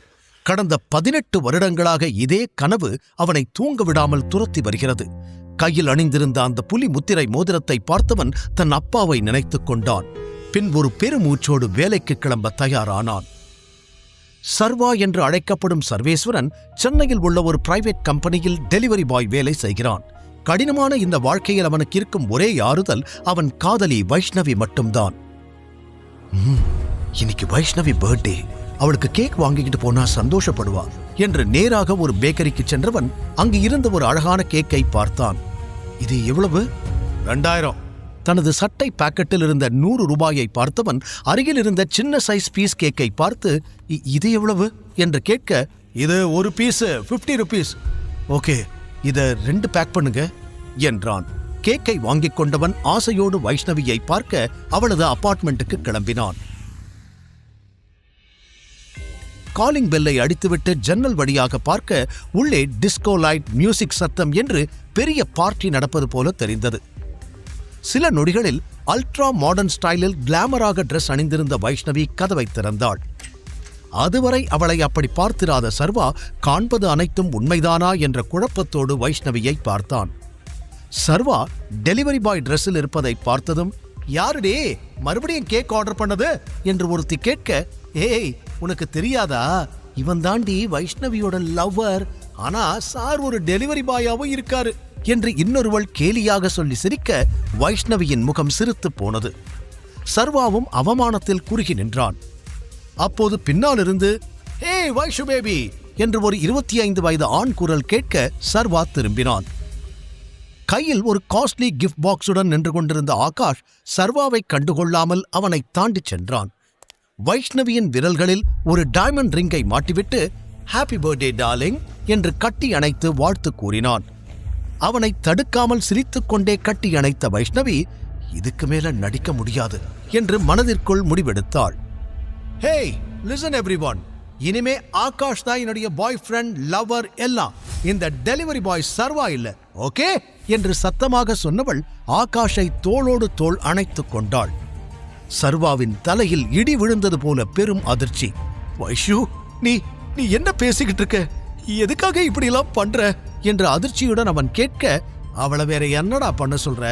உன்ன மாதிரி ஒரு பிச்சைக்காரன் கூட வாழ்க்கை முழுக்க இருந்து கஷ்டப்பட சொல்றியா? அதான் சொல்லிட்டா இல்ல, கிளம்பு என்று ஆகாஷ் நக்கலாய் சொன்னான். அனைவரும் சத்தமாக சிரிக்க சர்வாவின் முகம் கோபத்தில் சிவந்தது, கைகள் முறுக்கேறியது. அடுத்த நொடி அவன் விட்ட பஞ்சில் ஆகாஷின் மூக்கு உடைந்து ரத்தம் கொட்டியது. அவன் ஆ என கத்தி வலியில் துடிக்க கையில் வைத்திருந்த கேக்கை வைஷ்ணவியின் முகத்தின் மீது வீசி எறிந்தவன், சீ, நீ எல்லாம் ஒரு ஆளுன்னு உன்னை போய் சின்சியரா லவ் பண்ணேன் பாரு, என்ன சொல்லணும் என்று கூறியவன் அங்கிருந்து கிளம்பி விட்டான். வெளியே வந்தவன் நேராக வைன் ஷாப் சென்று அனைத்தையும் மறப்பதற்காக கடகடவென குடிக்க ஆரம்பித்தான். கடைசியாக ரோட்டில் தள்ளாடியபடி நடந்தவன் ஒரு நிலைக்கு மேல் அப்படியே சரிந்து ரோட்டோரமாய் மயங்கி விழுந்தான். அவன் கையில் இருந்த சரக்கு பாட்டில் உருண்டு போய் அந்த ரோட்டின் எதிர்புறம் நின்றிருந்த ஒரு விலை உயர்ந்த காரின் டயரில் மோதி நின்றது. அதற்குள் அமர்ந்து எரிச்சலோடு ஸ்மோக் செய்து கொண்டிருந்தான் தீரஜ். பணக்கார வீட்டு இளைஞனான அவன் சீப்பான சந்தோஷத்திற்காக எந்த எல்லைக்கும் செல்லக்கூடியவன். இந்த வேதிக்காவை என்ன பண்றதுன்னு புரியலையே.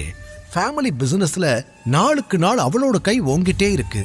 கழவனும் அவளை நம்ப ஆரம்பிச்சிட்டான். என்ன பண்றது என்று தன் சிஸ்டரை பற்றி தீவிரமாக சிந்தித்துக் கொண்டிருந்தவனின் பார்வை ரோட்டோரமாய் கிடந்த சர்வாவின் மீது பட்டது. அடுத்த நொடியே ஒரு திட்டத்தை போட்டு மனதிற்குள் சிரித்தவன் தனது நண்பர்களிடம், அவனை தூக்கிடுவாங்கடா. நேராக ஒரு ஸ்டார் ஹோட்டல் முன்பு வந்து நின்றது தீரஜின் கார். டேய், மறக்காம இவன் ட்ரெஸ் எல்லாம் கடட்டிடுங்க என்று சொன்ன தீரஜின் முகத்தில் வஞ்சத்தின் சாயல் அப்பட்டமாக தெரிந்தது. அவன் சொன்ன அதே அறையில்தான் மயக்கத்தில் இருந்தாள் வேதிகா, 20 வயது அழகி. அவள் அருகில் போதையில் இருந்த சர்வாவை படுக்க வைத்துவிட்டு தீரஜ் சொன்னது போல அவன் உடைகளை கழட்டிய ஆட்கள் அங்கிருந்து கிளம்பியிருந்தனர். மறுநாள் காலை வெகுநேரம் கழித்து மெதுவாக கண்களை திறந்த சர்வா ஆடையில்லாமல் ஒரு பெண்ணின் அருகில் தான் இருப்பதைக் கண்டு அதிர்ந்து போனான். நான் எப்படி இங்க வந்தேன்? என்ன நடக்குது இங்க என்று மாறி மாறி பார்த்தவன் வேகமாக தனது உடைகளை எடுத்து அணிய ஆரம்பித்தான். அந்த சலசலப்பில் வேதிகாவும் விழித்துக் கொண்டாள். ஏய், யாரா நீ? நீ எப்படி ரூம்குள்ள வந்த? இங்க என்ன பண்ற என்று பதட்டத்தோடு கேட்க ரூமின் கதவு திறக்கப்பட்டது. அவள் அண்ணன் தீரஜ் தன்னுடைய நண்பர்களோடு உள்ளே வந்து வேதிகாவை கேவலமாக பார்த்தான். அவர்களைத் தொடர்ந்து 65 வயது மதிக்கத்தக்க கம்பீரமான ஒரு நபர் கோட் சூட்டில் நரைத்த பெரிய மீசை தாடி கையில் ஸ்டிக்குடன் அந்த ரூமிற்குள் நுழைந்தார். அவர் பெயர் அதியமான். தாத்தா, பாத்தீங்களா இவ என்ன வேலை பண்ணிருக்கான்னு என்று தீரஜ் ஏத்திவிட கோபத்தோடு வேதிகாவை பார்த்தவர் பளார் என அறைந்தார். எப்பேற்பட்ட குடும்பத்துல பிறந்துட்டு என்ன வேலை பண்ணிருக்க நீ என்று அவளை திட்டியவர் அருகிலிருந்த சர்வாவை முறைக்க, சார், நீங்க நினைக்கிற மாதிரி நான் எந்த தப்பும் பண்ணல என்று சற்று தயக்கத்துடன் அவன் ஏதோ சொல்ல வர, என்னடா பண்றதெல்லாம் பண்ணிட்டு நல்லவன் மாதிரி நடிக்கிறியா? டேய், இவனை அடிங்கடா என்று தீரஜ் சொல்ல அவனும் அவனது நண்பர்களும் சர்வாவை அடிக்க ஆரம்பித்தனர். நிறுத்துங்க என்று கத்திய அதியமான் சர்வாவின் சட்டையை பிடித்து இழுத்தார். யாருடா நீ? எவ்வளோ தைரியம் இருந்தா எங்க வீட்டு பொண்ணு மேல கை வச்சிருப்ப என்று கத்தினார். சர்வா பதில் பேச முடியாமல் தடுமாறி நிற்க உடனே அதியமான், எப்ப இப்படி ஒரு தப்பு நடந்துச்சோ இதுக்கு மேல இதை இப்படியே விட்டா சரி வராது. 2 பேருக்கும் உடனே கல்யாணம் பண்ணி வச்சிடணும். நீரஜ், நாளைக்கே அதுக்கான ஏற்பாட்டை பண்ணிடு. இனி இவன் தான் நம்ம குடும்பத்தோட மாப்பிள்ளை, வேதிகாவோட புருஷன் என்று அழுத்தமாக கூற வேதிகா அதிர்ச்சியில் மலைத்து நின்றாள். தாத்தா, நீங்க தப்பா புரிஞ்சுக்கிட்டீங்க, நான் சொல்றது கொஞ்சம் கேளுங்க என்று அவள் பதற்றத்துடன் சொல்ல அவளை முறைத்தவர், எதுவும் பேச தேவையில்லை, இவனை கூட்டிட்டு இப்பவே கிளம்பு. சாயங்காலம் விக்ரமனோட பார்ட்டி இருக்கு, அங்க இவன் தான் உன்னுடைய ஃபியான்சேன்னு எல்லாருக்கும் இன்ட்ரோடியூஸ் பண்ணி வைக்கணும் என்று கண்டிப்புடன் சொல்லியவர், நான் சொன்னதை மீறி ஏதாவது நடந்துச்சு அப்புறம் நீ திரும்ப வீட்டுக்குள்ளேயே வர முடியாது என்று மிரட்டிவிட்டு சென்றார். தீரஜும் தன் திட்டம் வெற்றியடைந்த மகிழ்ச்சியில் வேதிகாவை பார்த்து நக்கலாக சிரித்துவிட்டு சென்றான். அடி வாங்கிய சர்வா வலியில் முனகிக் கொண்டிருக்க வேதிகா அவனிடம், யாருடா நீ, ஏன் இப்படி என் வாழ்க்கையை நாசமாக்குற என்று தன் தலையில் கை வைத்து அழ ஆரம்பித்தாள். இதற்கு சர்வாவிடம் எந்த பதிலும் இல்லை. பின் கண்ணீரை துடைத்தவள், உனக்கு என் ஃபேமிலி பத்தி தெரியாது, தாத்தா சொல்லிட்டா அதை மாத்தவே முடியாது, என் தலை எழுத்து இனி உன் கூட தான் ஆயிடுச்சு, கிளம்பி தொலை என்று சர்வாவை தன் காரில் கூட்டிச் சென்று அவன் வீட்டில் இறக்கிவிட்டவள், ரெடியா இரு, ஈவினிங் 5 o'clock நான் வந்து உன்னை பிக்கப் பண்ணிக்கிறேன் என்று கூறியவள் விருட்டென கிளம்பிச் சென்று விட்டாள். அப்போதும் சுற்றி நடப்பது புரியாமல் நின்றிருந்த சர்வா, நான் எப்படி அங்க போனேன், என்னதான் நடந்துச்சு நேத்து நைட்டு என்று தலையை பிடித்துக் கொண்டான். பிறகு, என்ன இருந்தாலும் நான் அப்படி பண்ணிருக்க கூடாது, என்னால ஒரு பொண்ணு வாழ்க்கையே கெட்டு போச்சு என்று தன் மீது கோபப்பட்டு கொண்டவன் குற்ற உணர்ச்சியில் தவித்தான். சரியோ தப்போ, இனி இவ கூட தான் நம்ம லைஃப் என்று முடிவெடுத்தவன் பார்ட்டிக்கு கிளம்ப தயாரானான். தன்னைத்தானே கிள்ளிக் கொண்டவன் தனது அப்பா கொடுத்த புலி முத்திரை கொண்ட மோதிரத்தை சுழற்றியபடி காரில் ஏற வந்தான். தயவு செஞ்சு அதை கழட்டி போடுறியா, பார்க்கவே கேவலமா இருக்கு என்று கூறினாள் வேதிகா. இல்ல, இதுதான் எனக்கு எல்லாமே, இதை கழட்ட முடியாது. அடுத்த 20 நிமிடங்களுக்கு இருவரும் ஒரு வார்த்தை கூட பேசிக் கொள்ளவில்லை. பார்ட்டி நடக்கும் இடத்திற்கு வந்து சேர்ந்ததும் காரை நிறுத்தியவள் அவனோடு ஒன்றாக உள்ளே சென்றாள். அப்போது முகத்தில் பிளாஸ்டரோடு அங்கு வந்து நின்றான் அவனின் எக்ஸ் லவ்வர் வைஷ்ணவியின் திடீர் காதலன் ஆகாஷ். சர்வாவின் சட்டையை பிடித்தவன், உனக்கு இங்கென்னடா வேலை என்று மிரட்ட சர்வா அவனை முறைத்தான். ஏய், என்ன பண்ற, இவர் என்னோட ஃபியான்சே, கையை எடு என்று அதட்டலாக சொன்னாள் வேதிகா. அதை கேட்டு அங்கிருந்த அனைவருமே அதிர்ச்சியாகினர். வாட், உனக்கு என்ன பைத்தியம் பிடிச்சிருக்கா, இவனே ஒரு டெலிவரி பாய், இவனை போய் உன் ஃபியான்சேன்னு சொல்ற என்று அதிர்ச்சியுடன் கேட்டான் ஆகாஷ். ஆனால் வேதிகாவோ அதற்கு பதில் சொல்லாமல் அங்கிருந்து நகர்ந்துவிட, இப்ப நான் யாருன்னு தெரிஞ்சிடுச்சுல, இன்னொரு தடவை தேவையில்லாம என்கிட்ட வம்பிழுத்த வாய உடைச்சிடுவேன் என்று சர்வா ஆகாஷை அடிக்க கை ஓங்க அந்த பார்ட்டியை ஹோஸ்ட் செய்யும் விக்ரமன் அங்கு வந்தார். 55 வயதிலும் எலீட் பிசினஸ்மேன் லுக்கில் திடகாத்திரமாக ஸ்டைலாக இருந்தார் விக்ரமன். என்ன பண்றீங்க ரெண்டு பேரும், இவனை யாருமே இங்க இன்வைட் பண்ணல, திருட்டுத்தனமா உள்ள வர பார்க்கறான் என்று ஆகாஷ் வேகமாக சொல்ல சர்வாவை கூர்ந்து பார்த்தார் விக்ரமன். அவனது முக அமைப்பும் உடல் தோரணையும் அவரை ஒரு நொடி ஆச்சரியத்தில் ஆழ்த்தியது. ஹலோ சார், நான் எந்த பிரச்சனையும் பண்ண வரல, உங்களை பார்த்ததும் இவன் தான் அப்படியே கதையை மாத்தி சொல்றான், முடிஞ்சா இவனை துரத்தி விடுங்க என்று கூறிவிட்டு சர்வா அங்கிருந்து நகர பார்க்க, ஒரு நிமிஷம் என்று அவன் விரலில் இருந்த புலி மோதிரத்தை பிடித்து உற்று பார்த்த விக்ரமனின் முகம் அடுத்த நொடி மாறியது. உங்க கூட ஒரு 2 நிமிஷம் நான் தனியா பேசலாமா என்று பவ்யமாக அவர் கேட்க, அவரது பணிவை பார்த்த அனைவருமே புரியாமல் திகைத்து போய் நின்றனர். என் கூட கொஞ்சம் வாங்க என்று தனியாக அவரது பிரைவேட் ரூமிற்கு அழைத்துச் சென்றார். உங்க மோதிரத்தை நான் பார்க்கலாமா என்று மோதிரத்தை கையில் வாங்கி அதிலிருந்த புலி முத்திரையும் அதற்கு நடுவில் எழுதியிருந்த டி என்ற எழுத்தையும் பார்த்தவர் மீண்டும் அதிர்ந்து, டைகர் என்று மெல்லிய குரலில் கூறினார். சர்வா அந்த வார்த்தையை கேட்டதும் அவரை சட்டென்று நிமிர்ந்து பார்த்தான். இந்த பேரு என் அப்பாவுக்கு மட்டும்தான் தெரியும், உங்களுக்கு எப்படி என்று சர்வா புரியாமல் கேட்க கண்கள் கலங்க அவனை பார்த்தவர், 18 வருஷமா உன்னைத்தான் தேடிக்கிட்டு இருக்கேன் டைகர், நீ எங்க ராஜனோட பையன்தானே என்று அவர் கேட்க சர்வா ஆமா என்று தலையாட்டினான். எமோஷனலாக அவனை கட்டி அணைத்துக் கொண்டவர் வேகமாக ஒரு ஸ்கிரீனை விலக்கினார். ஒரு பெரிய சைஸ் பழைய போட்டோ சுவற்றில் பதிந்திருந்தது. அதில் சர்வாவின் அப்பா ராஜன், விக்ரமன் மற்றும் ராணா மூவரும் இளம் வயதில் நண்பர்களாக சிரித்தபடி நின்று கொண்டிருந்தனர். அதில் தன் அப்பாவை கொன்ற ராணாவின் முகத்தை பார்த்ததும் சர்வா அதிர்ச்சி அடைந்தான். இந்த துரோகியோட முகத்தை மட்டும் மறந்துடாத டைகர் என்று அவன் அப்பாவின் இறுதி வார்த்தைகள் அவன் காதுகளில் மீண்டும் ஒலிக்க கோபத்தில் அவன் முகம் சிவந்தது. தன் உணர்ச்சிகளை கட்டுப்படுத்திக் கொண்டான். என் பேரு விக்ரமன், உன் அப்பாவோட உயிர் நண்பன். உன் அப்பா, நான், ராணா, நாங்க 3 பேரும் சேர்ந்துதான் இந்த H&T பிசினஸ் சாம்ராஜ்யத்தை உருவாக்கணும். ஆனா இதோட வெற்றியில பெரிய பங்கு உங்க அப்பாவோடதுதான். இதுக்கு நீதான் ஒரே வாரிசு டைகர் என்று அவர் கூற இன்னும் அதிர்ச்சியில் உறைந்தான் சர்வா. வெளியே இருந்து பார்க்கறப்போ இது ஒரு நார்மலான பிசினஸ் கம்பெனியா தான் தெரியும். ஆனா அண்டர்வேர்ல்ட்ல இதுக்கு இன்னொரு முகம் இருக்கு. ஹவுஸ் ஆஃப் டைகர்ஸ் என்று அவர் சொல்லச் சொல்ல சர்வாவுக்கு தன் அப்பாவின் ஆபத்தான வாழ்க்கை அப்போதுதான் புரிய ஆரம்பித்தது. நம்ம நாட்டுல இருக்கிற அரசியல்வாதிகள், செலிபிரிட்டிஸ், பெரிய பெரிய பணக்காரங்க எல்லாம் நம்ம கம்பெனி பேரை கேட்டாலே பயத்துல நடுங்குவாங்க. உன் அப்பா ராஜன் வச்சதுதான் சட்டம், அதை யாராலையும் மீற முடியாது. ஆனா உன் அப்பா நல்லவர். சட்டத்துக்கு புறம்பா நாங்க சில வேலைகள் செஞ்சாலும் அது எல்லாமே கஷ்டப்படுற மக்களுக்காகத்தான். உன் அப்பா இறந்ததுக்கு அப்புறம் இங்க எல்லாமே மாறி போச்சு. அது வரைக்கும் நம்மளை பார்த்து பயந்து ஒளிஞ்ச நிறைய பேர் நமக்கு எதிரிகளா உருமாற ஆரம்பிச்சாங்க. அதுல நம்மளோட மிகப்பெரிய எதிரியே ஆதிசேஷன் தான். அவனும் பல வருஷமா உன்னை தேடி கண்டுபிடிச்சு எப்படியாவது கொலை பண்ணணும்னு தான் வெயிட் பண்ணிக்கிட்டு இருக்கான். உன் அப்பா பண்ண புண்ணியத்துல இத்தனை வருஷமா நீ அவன்கிட்ட இருந்து தப்பிச்சிட்ட என்று விக்ரமன் ஒரே மூச்சில் பிளாஷ்பேக்கை சொல்ல சர்வா நிதானமாக கேட்டுக்கொண்டிருந்தான். இப்போ ராணாவோட மகன் சூர்யா தான் நம்ம பிசினஸ மொத்தமா பாத்துக்கிட்டு இருக்கான். ஆனா நீ திரும்பி வந்துட்டதால இன்னையில இருந்து நீ தான் இங்க எல்லாமே. இந்த கம்பெனியோட மொத்த கண்ட்ரோல் உன் கைக்கு சீக்கிரமே வந்துடும். இந்த நாளுக்காகத்தான் நான் இவ்வளவு நாள் வெயிட் பண்ணிக்கிட்டு இருந்தேன். உன் அப்பா கூட வேலை பார்த்த மாதிரியே இனி உன் கூட வேலை பார்க்க போறது எனக்கு ரொம்ப சந்தோஷமா இருக்கு. Yes, the tiger has returned என்று உணர்ச்சி வேகத்தில் விக்ரமன் அவனை கட்டி அணைத்துக் கொள்ள சர்வாவின் உலகம் ஒரே நாளில் தலைகீழாய் மாறி இருந்தது.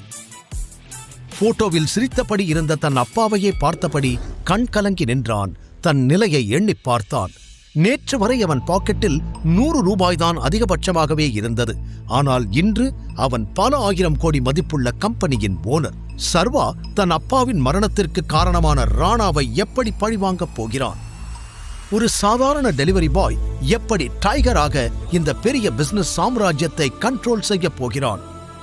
வேதிகாவுடனான திருமண வாழ்க்கை எப்படி அமையப் போகிறது?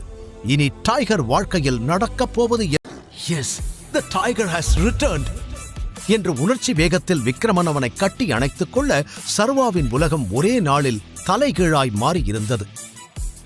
போட்டோவில் சிரித்தபடி இருந்த தன் அப்பாவையே பார்த்தபடி கண் கலங்கி நின்றான். தன் நிலையை எண்ணி பார்த்தான்.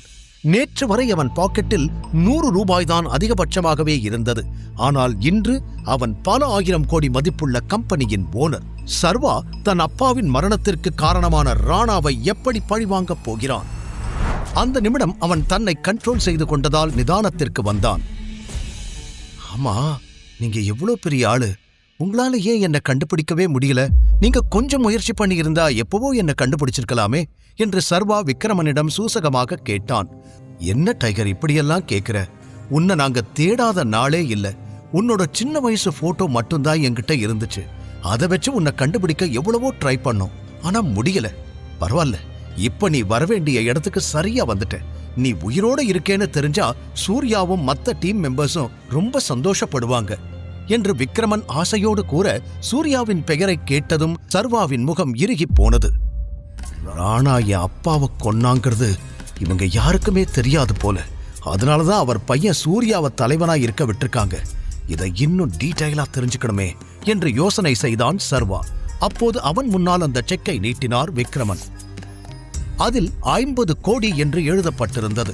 சர்வா அதிர்ச்சியோடு அவரை பார்க்க, இதை இப்போதைக்கு வச்சுக்கோ டைகர், நீ மறுபடியும் தலைவனா மாறுற வரைக்கும் இது உன்னோட செலவுக்கு யூஸ்ஃபுல்லா இருக்கும் என்று சொல்லி அதை அவன் கைகளில் தர சர்வா பதிலேதும் கூறாமல் அதை வாங்கி தனது பாக்கெட்டில் வைத்துக் கொண்டான்.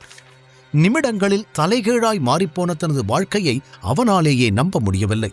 அப்புறம் டைகர், ஒரு முக்கியமான விஷயம், நீ ஹவுஸ் ஆஃப் டைகர்ஸ்க்கு பாஸ் ஆகிற வரைக்கும் உன்னோட ஒரிஜினல் ஐடென்டிட்டி யாருக்குமே தெரிய வேண்டாம். நீ இப்ப எப்படி இருக்கியோ அதே மாதிரியே மெயின்டைன் பண்ணு. நேரம் வரும்போது எல்லாருக்கும் சொல்லலாம் என்று இறுதியாக அவர் கூற சர்வா சரி என்று தலையாட்டினான். வெளியில் பலர் பல யோசனைகளுடன் இருக்க வேதிகாதான், இவனை எதுக்காக அங்கிள் கூட்டிட்டு போனாரு, இவனுக்கும் அவருக்கும் என்ன சம்பந்தம் என்று சந்தேகத்தோடு நின்று கொண்டிருந்தாள். அப்போது அவளிடம் வந்த ஆகாஷ், என்ன உன் கூட வந்தவனை பத்தி யோசிச்சுக்கிட்டு இருக்கியா? அவனை விக்ரமன் சார் உள்ள கூட்டிட்டு போய் நல்லா அடி வெளுத்துட்டு இருப்பாருன்னு நினைக்கிறேன் என்று கூறி முடிக்க உடனே தீரஜும் தன் பங்கிற்கு, சரியா சொன்ன ஆகாஷ், அதுக்குதான் தகுதி தராதரம் தெரிஞ்சு பழகணும்னு சொல்றது. இப்ப பாரு, பாவம் அவன் அல்பாயுசுல சாக போறான் என்று நக்கலாக கூறினான். ஏற்கனவே குழப்பத்தில் இருந்த வேதிகாவிற்கு அவர்கள் பேச பேச பயம் இன்னும் அதிகமானது. இவர்கள் இவ்வாறு பேசிக் கொண்டிருக்கும் போது சர்வா மற்றும் விக்ரமன் இருவரும் கெத்தாக வெளியே வந்தனர். ஏதோ தப்பாயிருக்கே என்று தீரஜ் யோசனை செய்த நேரம், அட்டென்ஷன் எவ்ரிவான் என்று கூட்டத்தின் கவனத்தை தன் பக்கம் திருப்பினார் விக்ரமன். மீட் சர்வா, ஐ மீன் சர்வேஸ்வரன், என் ஃப்ரெண்டோட என உற்சாகமாய் ஆரம்பித்தவர் தடுமாறிவிட்டு, என்னோட எக்ஸ் டிரைவரோட ஒரே பையன், ரொம்ப ரொம்ப டேலண்டட் என அங்கிருந்த அனைவருக்கும் இன்ட்ரடியூஸ் செய்து வைத்தார். அதற்கு மேல் எந்த டீடைல்ஸும் சொல்லாதவர், எல்லாரும் பார்ட்டியை என்ஜாய் பண்ணுங்க என்று பார்ட்டியை கவனிக்க ஆரம்பித்தார். ஒரு டிரைவர் பையனுக்கு எதுக்கு இவ்ளோ இம்பார்ட்டன்ஸ், என்னவோ பெரிய ஆளை இன்ட்ரடியூஸ் பண்ற மாதிரி சொல்லிட்டு போறாரு என்று ஆகாஷ் கேட்க, தீரஜுக்கும் கூட அதே சந்தேகம் இருந்தது. உன்னை உள்ள கூட்டிட்டு போய் விக்ரமன் சார் என்ன பேசினாரு என்று கேட்டபடி அருகில் வந்தான் ஆகாஷ். அவனை நிமிர்ந்து பார்த்த சர்வா, உன்ன மாதிரி லூசு பையன் எவனாவது வந்து கேள்வி கேட்டா பதில் சொல்லாதேன்னு சொல்றதுக்காக தான் கூட்டிட்டு போனாரு என்று பட்டென கூறினான். அதில் கடுப்பாகிய ஆகாஷ், இந்த திமிருக்கு ஒன்னும் குறைச்சல் இல்ல, கண்டிப்பா ஒரு நாள் நீ அனுபவிப்படா என்று கூறிவிட்டு அங்கிருந்து நகர சர்வா அதையெல்லாம் மதிக்கவே இல்லை. பார்ட்டி முடிந்து சர்வா வேதிகாவின் காரில் ஏறி, ஓகே ஃபர்ஸ்ட் ஏன் வீட்டுக்கு போங்க என்றான். உடனே வேதிகா, ஏய் தாத்தா உன்னை பார்ட்டிக்கு கூட்டிட்டு மட்டும்தான் வர சொன்னாரு, திரும்பிலாம் டிராப் பண்ண முடியாது. ஒரே நைட்ல என் வாழ்க்கையவே கெடுத்துட்டு இப்ப லாஜிக் பேசுறியா? முதல்ல நேத்து நைட் எப்படி என் ரூம்குள்ள வந்த அத சொல்லு என்று அவள் கோபத்தில் கேட்க, அதே கேள்விய நான் உன்கிட்ட கேட்கிறேன், நீதான் என்ன உன் ரூமுக்கு கூட்டிட்டு வந்தியா என்றான் சர்வா அவளை நேருக்கு நேர் பார்த்து. அதை சற்றும் எதிர்பாராத வேதிகா ஒரு நொடி திணறிப் போனாள். பின் சமாளித்துக் கொண்டவள், பண்றதெல்லாம் பண்ணிட்டு என்னையவே கேள்வி கேட்கிறியா? உன்கிட்ட பேசுறதுக்கெல்லாம் எனக்கு டைம் இல்ல, நீ உன் வீட்டுக்கு போ, நான் ஏன் வீட்டுக்கு போறேன். பின் சிறிது நேரத்தில் அவள் இறக்கிவிட்டு சென்றுவிட, வெறுமையான தன் ஹவுசிங் போர்டு அறையை பார்த்தவன் மனதிற்குள் சொல்ல முடியா பல எண்ணங்கள் ஓடியது. அடுத்த நாளும் வழக்கம் போல கனவு கண்டு தூக்கத்தில் அடித்து பிடித்து எழுந்தான் சர்வா. அப்போது அவனுக்கு ஒரு அழைப்பு வந்தது. நான் அதிகமான், வேதிகாவோட தாத்தா பேசுறேன். நீ இன்னும் 1 hourல ரெஜிஸ்டர் ஆபீஸ்ல இருக்கணும், புரியுதா? நீ வரல, உன்னை எப்படி வர வைக்கணும்னு எனக்கு தெரியும் என்று கோபமாக சொல்லி அழைப்பை துண்டித்தார். வான்னு சொன்னாலே நான் வரப்போறேன், எதுக்கு இவர் இவ்வளோ எனர்ஜியை வேஸ்ட் பண்றாருன்னு தெரியலையே என்று நினைத்துக் கொண்டவன் கிளம்பினான். ரெஜிஸ்டர் ஆபீஸில் அதியமான், வேதிகா, தீரஜ் மூவர் மட்டுமே இருக்க சர்வா அங்கு சென்றான். ஃபார்மாலிட்டிஸ் எல்லாம் முடிச்சாச்சு, கையெழுத்து மட்டும் போடு என்று தீரஜ் கூற, பதில் எதுவும் பேசாமல் அவர்கள் காட்டிய இடத்தில் கையெழுத்து போட்டான். டாக்குமெண்ட்ஸை சரிபார்த்த ரெஜிஸ்டர், எல்லாம் ஓகே சார், இன்னும் 1 வீக்ல மேரேஜ் சர்டிபிகேட் ஆன்லைன்ல எடுத்துக்கலாம் என்று சொல்ல, அங்கிருந்து வெளியே வந்த அதியமான், இன்னையிலிருந்து நீங்க 2 பேரும் லீகலா ஹஸ்பண்ட் அண்ட் வைஃப், இனிமேலாவது ஒழுக்கமா இருங்க என்று இருவரையும் பார்த்து சொன்னவர், சீக்கிரமா இவனை நம்ம வீட்டுக்கு கூட்டிட்டு வர வழிய பாரு, தீரஜ் போகலாம் என்று வேதிகாவிடம் சொல்லிவிட்டு தன் காரில் ஏறி சென்று விட்டார். அவனை திரும்பி ஒரு லுக் விட்ட வேதிகாவும் எதுவும் சொல்லாமல் அங்கிருந்து கிளம்பிவிட, என்னடா நடக்குதுங்க, மஞ்சள் தண்ணி ஊத்தி ஆட்ட வெட்டுற மாதிரி வர சொன்னாங்க, கையெழுத்து போட சொன்னாங்க, கல்யாணம் முடிஞ்சிடுச்சுன்னு எல்லாரும் கிளம்பி போயிட்டாங்க என்று தனக்குள் புலம்பியவன் அங்கிருந்து கிளம்பினான். பின் அடுத்த அரை மணி நேரத்தில் தான் டெலிவரி பாயாக வேலை செய்யும் ஆபீஸுக்கு வந்து சேர்ந்தான். அவன் காரிடாரில் நடந்து கொண்டிருந்த நேரம், ஹலோ பிஸி டெலிவரி பாய் என்று பின்னாலிருந்து ஹரீஷ் கத்தும் சத்தம் கேட்டது. ஹரீஷும் அவனோடுதான் வேலை செய்கிறான். என்ன விஷயம்னு சொல்லு என்று பேச்சை கத்தரித்தான் சர்வா. பாஸ் உன்னை கூப்பிடுறாரு, நேத்து இன்ஃபார்ம் பண்ணாம வேலைக்கு லீவ் போட்டுட்ட, அப்புறம் இன்னைக்கும் லேட்டு என்று சொல்ல, தன் பாஸின் கேபினுக்கு சென்ற சர்வா, குட் மார்னிங் சார் என்று சொல்ல, இந்த ஒண்ணுதான் குறைச்சல், நேத்து எதுக்கு லீவ் போட்ட என்று கத்த, சார் மாசத்துக்கு ஒரு தடவை கேஷுவல் லீவ் எடுக்கலாம் இல்ல என்றான் சர்வா நியாயமாகவே. வாய மூடு, இது என்ன உன் அப்பனோட கம்பெனியா என்றவர் எகிற, சர்வா அவரை தீயாய் பார்த்தான். என்ன முறைக்கிற, இப்பவே இடத்த காலி பண்ணு, இனிமே உனக்கு இங்க வேலை கிடையாது என்று சொல்ல, எப்படியும் தனக்கு இந்த நிலைமை வரும் என்றவன் ஏற்கனவே யூகித்து வைத்திருந்தான். ஆகாஷுக்கு அவனுடைய பாஸை நன்றாகவே தெரியும், அதனால்தான் தன் வேலை போகிறது என்று புரிந்து கொண்டவன், சரி நான் போறேன், ஆனா அதுக்கு முன்னாடி இந்த மாசம் நான் பார்த்த வேலைக்கான சம்பளத்தை கொடுங்க என்று கேட்க, அவன் பாஸ் மேலும் கோபமாகி, அப்படியா, அப்ப கொஞ்ச நேரம் பொறு, உன் சம்பளத்தை இப்பவே கொடுத்துடுறேன் என்று அழுத்தி கூறியவர் அங்கிருந்த பெல்லை தட்ட அடுத்த நிமிடம் உள்ளுக்குள் தடிதடியாக 4 பவுன்சர்கள் வந்தார்கள். இவனை கழுத்த பிடிச்சு வெளியே தள்ளுங்க என்று கத்தினார். அடுத்த சில நொடிகளில் அங்கு ஒரு ஆக்ஷன் அதகளமே அரங்கேறியது. அவனது ஒவ்வொரு அடியிலும் அலறல் சத்தம் எதிரொலித்தது. கையிலிருந்த ரத்தத்தை உதறிய சர்வா, என்னோட சம்பளம் என நேராக பாஸிடம் கையை நீட்ட, அவரோ வேர்த்து போய் டிராயரில் வைத்திருந்த 25,000 ரூபாய் பணத்தை எடுத்து தர சர்வா வெடுக்கென்று புடுங்கிக் கொண்டான். இத முன்னமே பண்ணிருக்கலாம் இல்ல என்று சொல்லிவிட்டு சர்வா வெளியே செல்லும் முன் மீண்டும் பாஸை பார்த்து, இன்னொரு தடவை என் அப்பாவை பத்தி பேசுன உன்னை உயிரோட குழி தோண்டி புதைச்சிடுவேன் என்று மிரட்ட, இதுவரை சர்வாவின் கோபத்தை பார்த்திராத பாஸ் மிரண்டு போனார். பின் சர்வா வெளியே வர திடீரென்று அவனுக்கு ஒரு அன்னோன் நம்பரிலிருந்து கால் வந்தது. ஹலோ, யாரு என்றவன் விசாரிக்க அந்த பக்கம் விக்ரமன் தான் பேசினார். டைகர், இன்னைக்கு ஒரு முக்கியமான ஆள்கிட்ட உன்னை நான் அறிமுகப்படுத்த போறேன். நம்ம மாஃபியா வேர்ல்டுல அவருக்குன்னு ஒரு பெரிய நேம் இருக்கு. உன்னோட அப்பா, நான், அவரெல்லாம் அந்த காலத்துல இருந்தே நல்ல பழக்கம். அவரோட பேரு கரிகாலன் என்று சொல்ல, சர்வாவோ கரிகாலனின் பெயரை கேட்டவுடன் தனி யோசனையில் நின்று விட்டான். சென்னையில் கரிகாலன் என்ற பெயரை கேட்டாலே பயத்தில் ஒரு மரியாதை வந்து தானாக ஒட்டிக்கொள்ளும். அந்த அளவிற்கு அவருக்கென்று ஒரு இமேஜ் அனைவர் மனதிலும் இருக்கிறது. எனவே அப்படிப்பட்ட பெரிய மனிதரை தான் சந்திக்கப் போகிறோம் என்று யோசித்த பொழுதே சர்வாவுக்கு பின்னந்தலை சிலிர்த்தது. இன்னொரு பக்கம் அதே கரிகாலனுக்குத்தான் வருங்காலத்தில் தான் லீடராக போகிறோம் என்ற எண்ணமே அவன் இரத்த ஓட்டத்தை அதிகமாக்கியது. விக்ரமன் உண்மையிலேயே சர்வாவை ஹவுஸ் ஆஃப் டைகர்ஸுக்கு தலைவனாக்க விரும்புகிறாரா, இல்லை இது சர்வாவை சுற்றி விரிக்கப்படும் சூழ்ச்சி வலையா? சென்னையில் கரிகாலன் என்ற பெயரை கேட்டாலே பயத்தில் ஒரு மரியாதை வந்து தானாக ஒட்டிக்கொள்ளும். அந்த அளவிற்கு அவருக்கென்று ஒரு இமேஜ் அனைவர் மனதிலும் இருக்கிறது. எனவே அப்படிப்பட்ட பெரிய மனிதரை தான் சந்திக்கப் போகிறோம் என்று யோசித்த பொழுதே சர்வாவுக்கு பின்னந்தலை சிலிர்த்தது. இன்னொரு பக்கம் அதே கரிகாலனுக்குத்தான் வருங்காலத்தில் தான் லீடராக போகிறோம் என்ற எண்ணமே அவன் இரத்த ஓட்டத்தை அதிகமாக்கியது. அந்த இடத்திற்கு வந்ததும் ஹோட்டல் விஸ்தாராவின் பிரம்மாண்டத்தில் ஒரு நொடி ஆடிப்போனான். அவசியம் இங்க போய் கரிகாலனை மீட் பண்ணியே ஆகணுமா என்று மீண்டும் அதே சந்தேகம் வந்தது.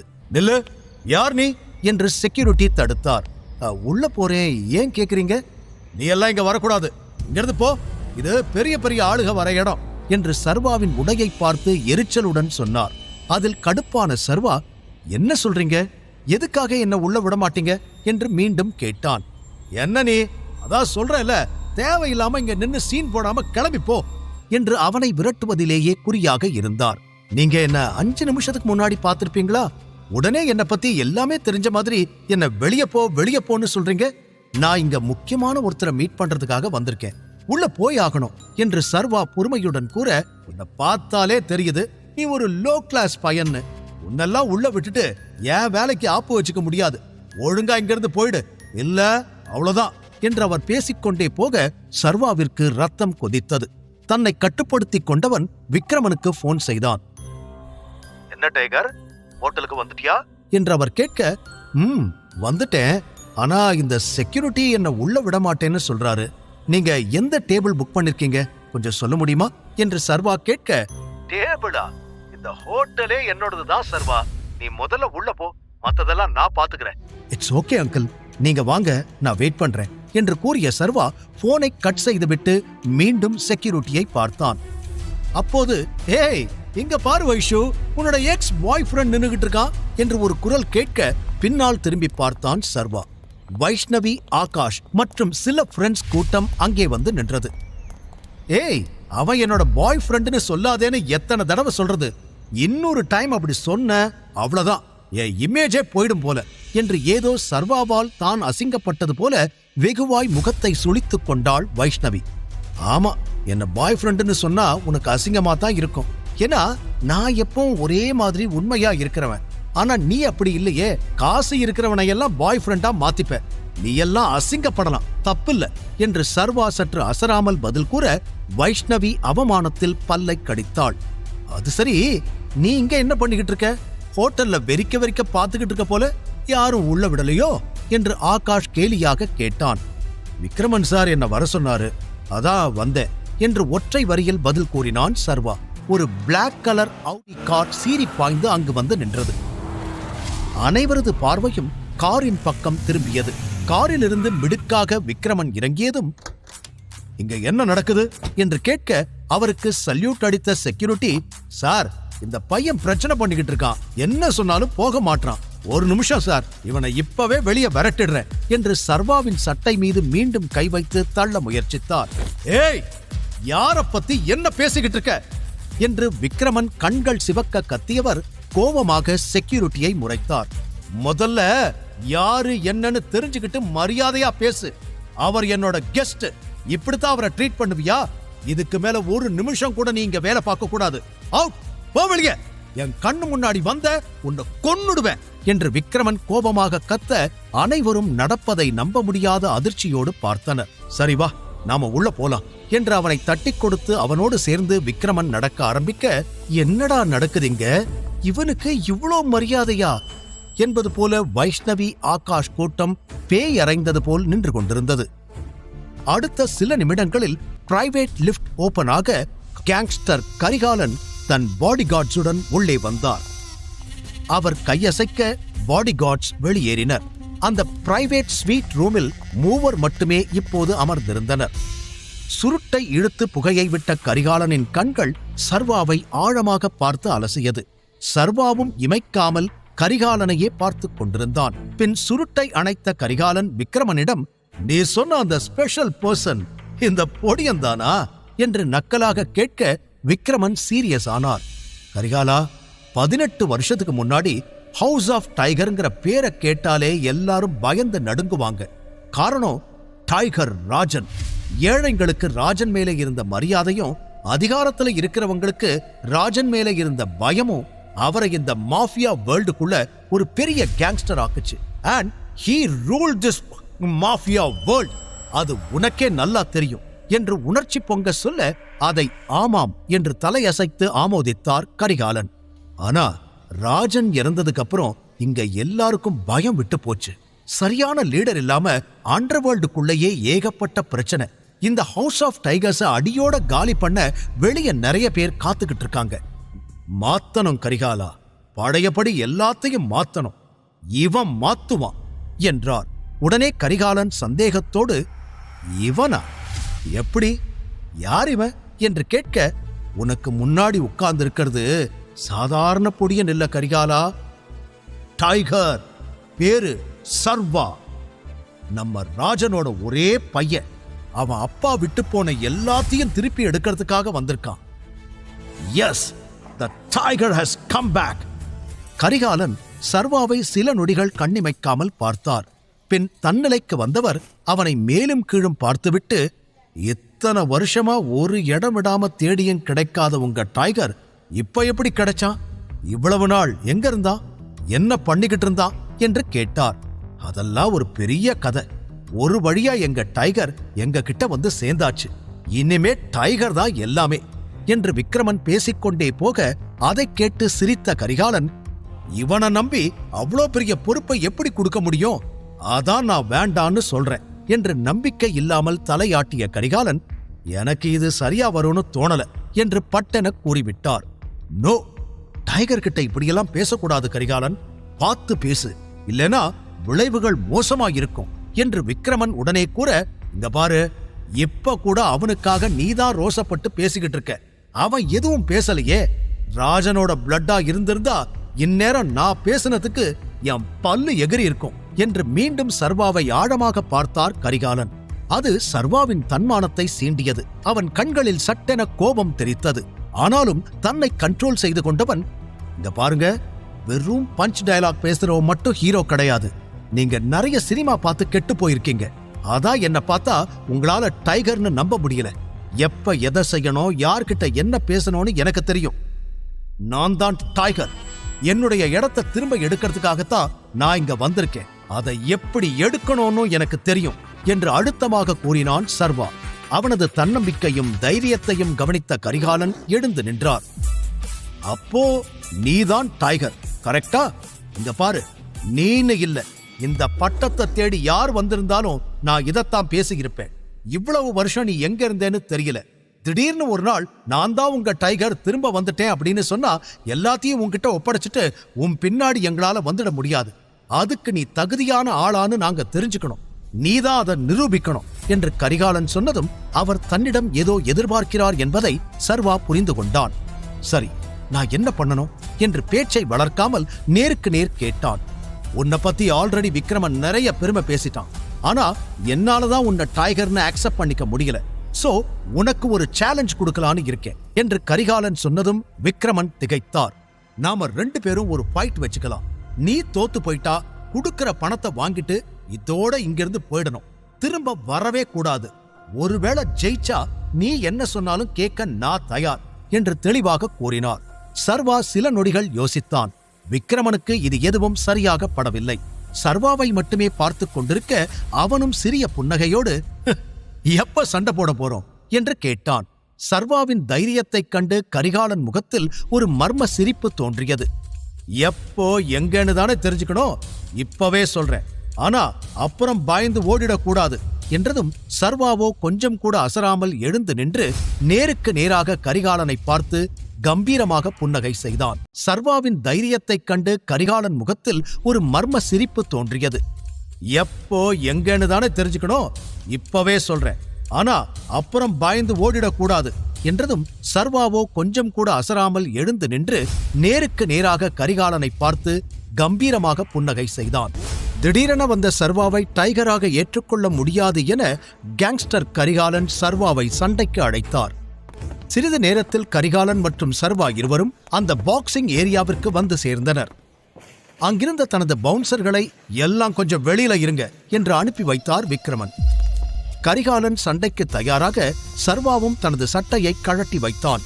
ரிங் உள்ளே நுழையும் முன், நல்லா யோசிச்சுக்கோ, இதுவரைக்கும் இந்த ரிங்ல நான் தோத்ததே இல்லை என்று கர்வத்துடன் கூறினார் கரிகாலன்.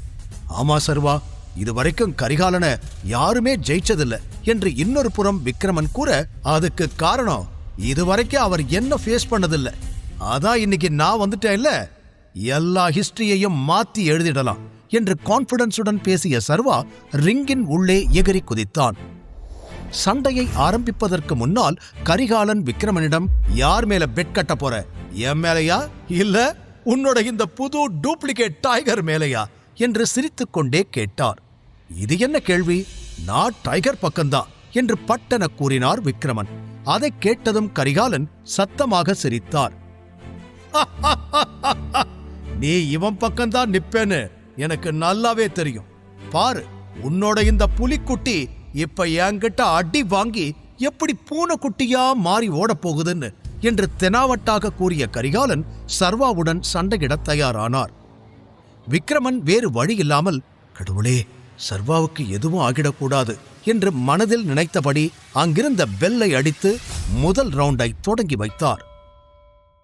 பெல் அடித்த அடுத்த செகண்ட் சர்வாவிற்கு யோசிக்க கூட நேரம் கொடுக்காத கரிகாலன் அவனை முகத்தில் குத்துவதற்காக ஓடி வந்தார். அதை பார்க்க பெரிய காட்டு யானை தன்னை நோக்கி வருவது போல சர்வாவிற்கு தோன்றியது. ஆனால் அவன் பயப்படவில்லை. ரொம்ப கூலாக அவர் அடியிலிருந்து தப்பித்துக் கொண்டான். அவன் முகத்தில் அதீத நிதானம்தான் தெரிந்தது. சின்ன வயதிலிருந்தே சர்வாவுக்கு ராஜன் சண்டை போடச் சொல்லிக் கொடுத்திருந்தாலும் அவன் அனாதை ஆசிரமத்தில் சேர்ந்த பின்பு வாழ்க்கையே அவனை ஃபோர்ஸ் பண்ணி மற்றவர்களோடு சண்டை போட வைத்திருந்தது. அங்கிருந்த ஒரு நேபாள் மாஸ்டர் அவனுக்கு எல்லா தற்காப்பு கலைகளின் பேசிக்ஸையும் கற்றுக் கொடுத்திருந்தார். வட சென்னையின் பாக்ஸிங் ரிங்குகளில் அவன் அவ்வப்போது ஏறி விளையாடுவதை வழக்கமாக வைத்திருந்தான். அதனால் சிறிது கூட பயமில்லாமல் கரிகாலனை நேருக்கு நேராய் பார்த்தான். அவர் கண்ணை பார்த்தாலே பயந்து ஓடிவிடும் மற்றவர்களுக்கு முன்னால் சர்வா தலை நிமிர்ந்து நிற்பது கரிகாலனுக்குள் புதிய பயத்தை உருவாக்கியது. அவர் மீண்டும் அட்டாக் பண்ண ஓடிவர அந்த முறையும் சர்வா தப்பித்து அவருடைய பின்னந்தலையில் ஓங்கி ஒரு அடி அடிக்க கரிகாலன் மடார் என்று தரையில் விழுந்தார். அவன் கிக் ஸ்டைலை பார்த்த விக்ரமன் அசந்து போனார். விண்ணென்று தெரித்த தலையை கோபமாய் பிடித்தபடி கரிகாலன் எழ அதற்குள் சர்வா அந்த ரிங்கின் ஒரு மூலையில் சென்று அவரை மீண்டும் வரும்படி அழைக்க விக்ரமன் முகத்திலோ உற்சாகம் களை கட்டியது. தன்னை நோக்கி ஓடி வந்த கரிகாலனை இடது காலில் ஓங்கி மிதித்த சர்வா லேசாய் மேலே எம்பி அவர் நெஞ்சில் ஒரு குத்துவிட மறுபடியும் கரிகாலன் கீழே விழுந்தார். விசில் அடித்து கைத்தட்டிய விக்ரமன், சூப்பர் சர்வா, சீக்கிரம் சரண்டராக கரிகாலா. எதுக்காக உன்னோட ரெக்கார்டை நீயே லூஸ் பண்ணிக்கிட்டு இருக்க? நீ டைகர் கிட்ட தோத்து போனத நான் வெளியே யார்கிட்டயும் சொல்ல மாட்டேன் என்று விக்ரமன் சிரிக்க ஆரம்பிக்க கரிகாலனின் கோபம் ஏறிக்கொண்டே போனது. அவரும் சர்வாவை பலவிதமாக அட்டாக் பண்ண முயன்றாலும் அவன் அவரை விட 10 மடங்கு வேகமாக இருந்ததால் மீண்டும் மீண்டும் அவனிடம் அடி வாங்கி ஒரு கட்டத்தில் வாயில் ரத்தம் வடிந்தபடி மூச்சு விட முடியாமல் கீழே விழுந்து கையை தூக்கி சண்டையை ஸ்டாப் பண்ண சொல்லிவிட விக்ரமன் உற்சாகத்தில் கத்திவிட்டார். சர்வாவும் சண்டையை நிறுத்த கரிகாலன் வலியோடு, இதெல்லாம் எங்கிருந்து கத்துக்கிட்ட என்றார் நம்ப முடியாமல். நல்ல வாத்தியாருங்க கிட்ட இருந்து. இது எப்படி என்னோட இடமோ அதே போல இதெல்லாம் எனக்குள்ளேயே இயல்பா உருவான விஷயங்கள்.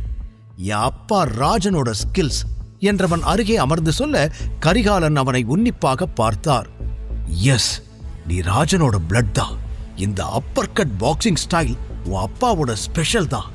நீ நிரூபிச்சிட்ட. வெல்கம் டைகர் என்று அவனை அணைத்து அவன் கையில் முத்தமிட்டார். விக்ரமனோ டைகர் டைகர் டைகர் என்று கத்தி, இன்னைக்கு பெரிய பார்ட்டி பண்ணிடலாம் என்று உற்சாகமாக சொன்னார். கரிகாலன் சர்வாவிடம், எங்க கூட ஜாயின் பண்ணிக்கோ டைகர் என்று அழைக்க சர்வா மறுத்தான்.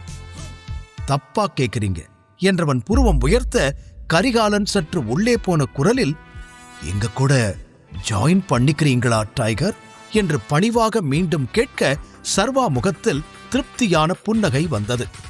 அவன் கரிகாலனின் கையை பிடித்து மேலே தூக்கியபடி, why not என்று சொல்லிக் கொண்டிருக்க சரியாக வேதிகாவிடமிருந்து போன் வந்தது.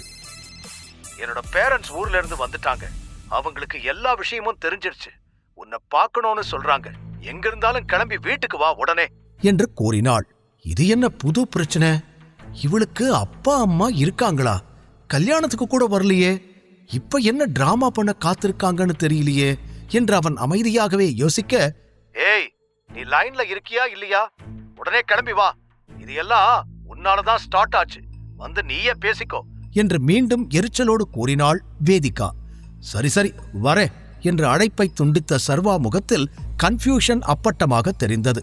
அதை கவனித்த விக்ரமன், என்னாச்சு டைகர், எனி ப்ராப்ளம் என்று கேட்டார். அங்கிள், எனக்கு கொஞ்சம் வேலை இருக்கு. என்னால உங்க கூட இன்னைக்கு ஜாயின் பண்ணிக்க முடியாது. சாரி கரிகாலன், நான் கிளம்பணும் என்று பொதுவாக கூறினான். இட்ஸ் ஓகே சர்வா. எங்க போற? ஏதாவது பிரச்சனையா? என் உதவி ஏதாவது உனக்கு தேவைப்படுதா?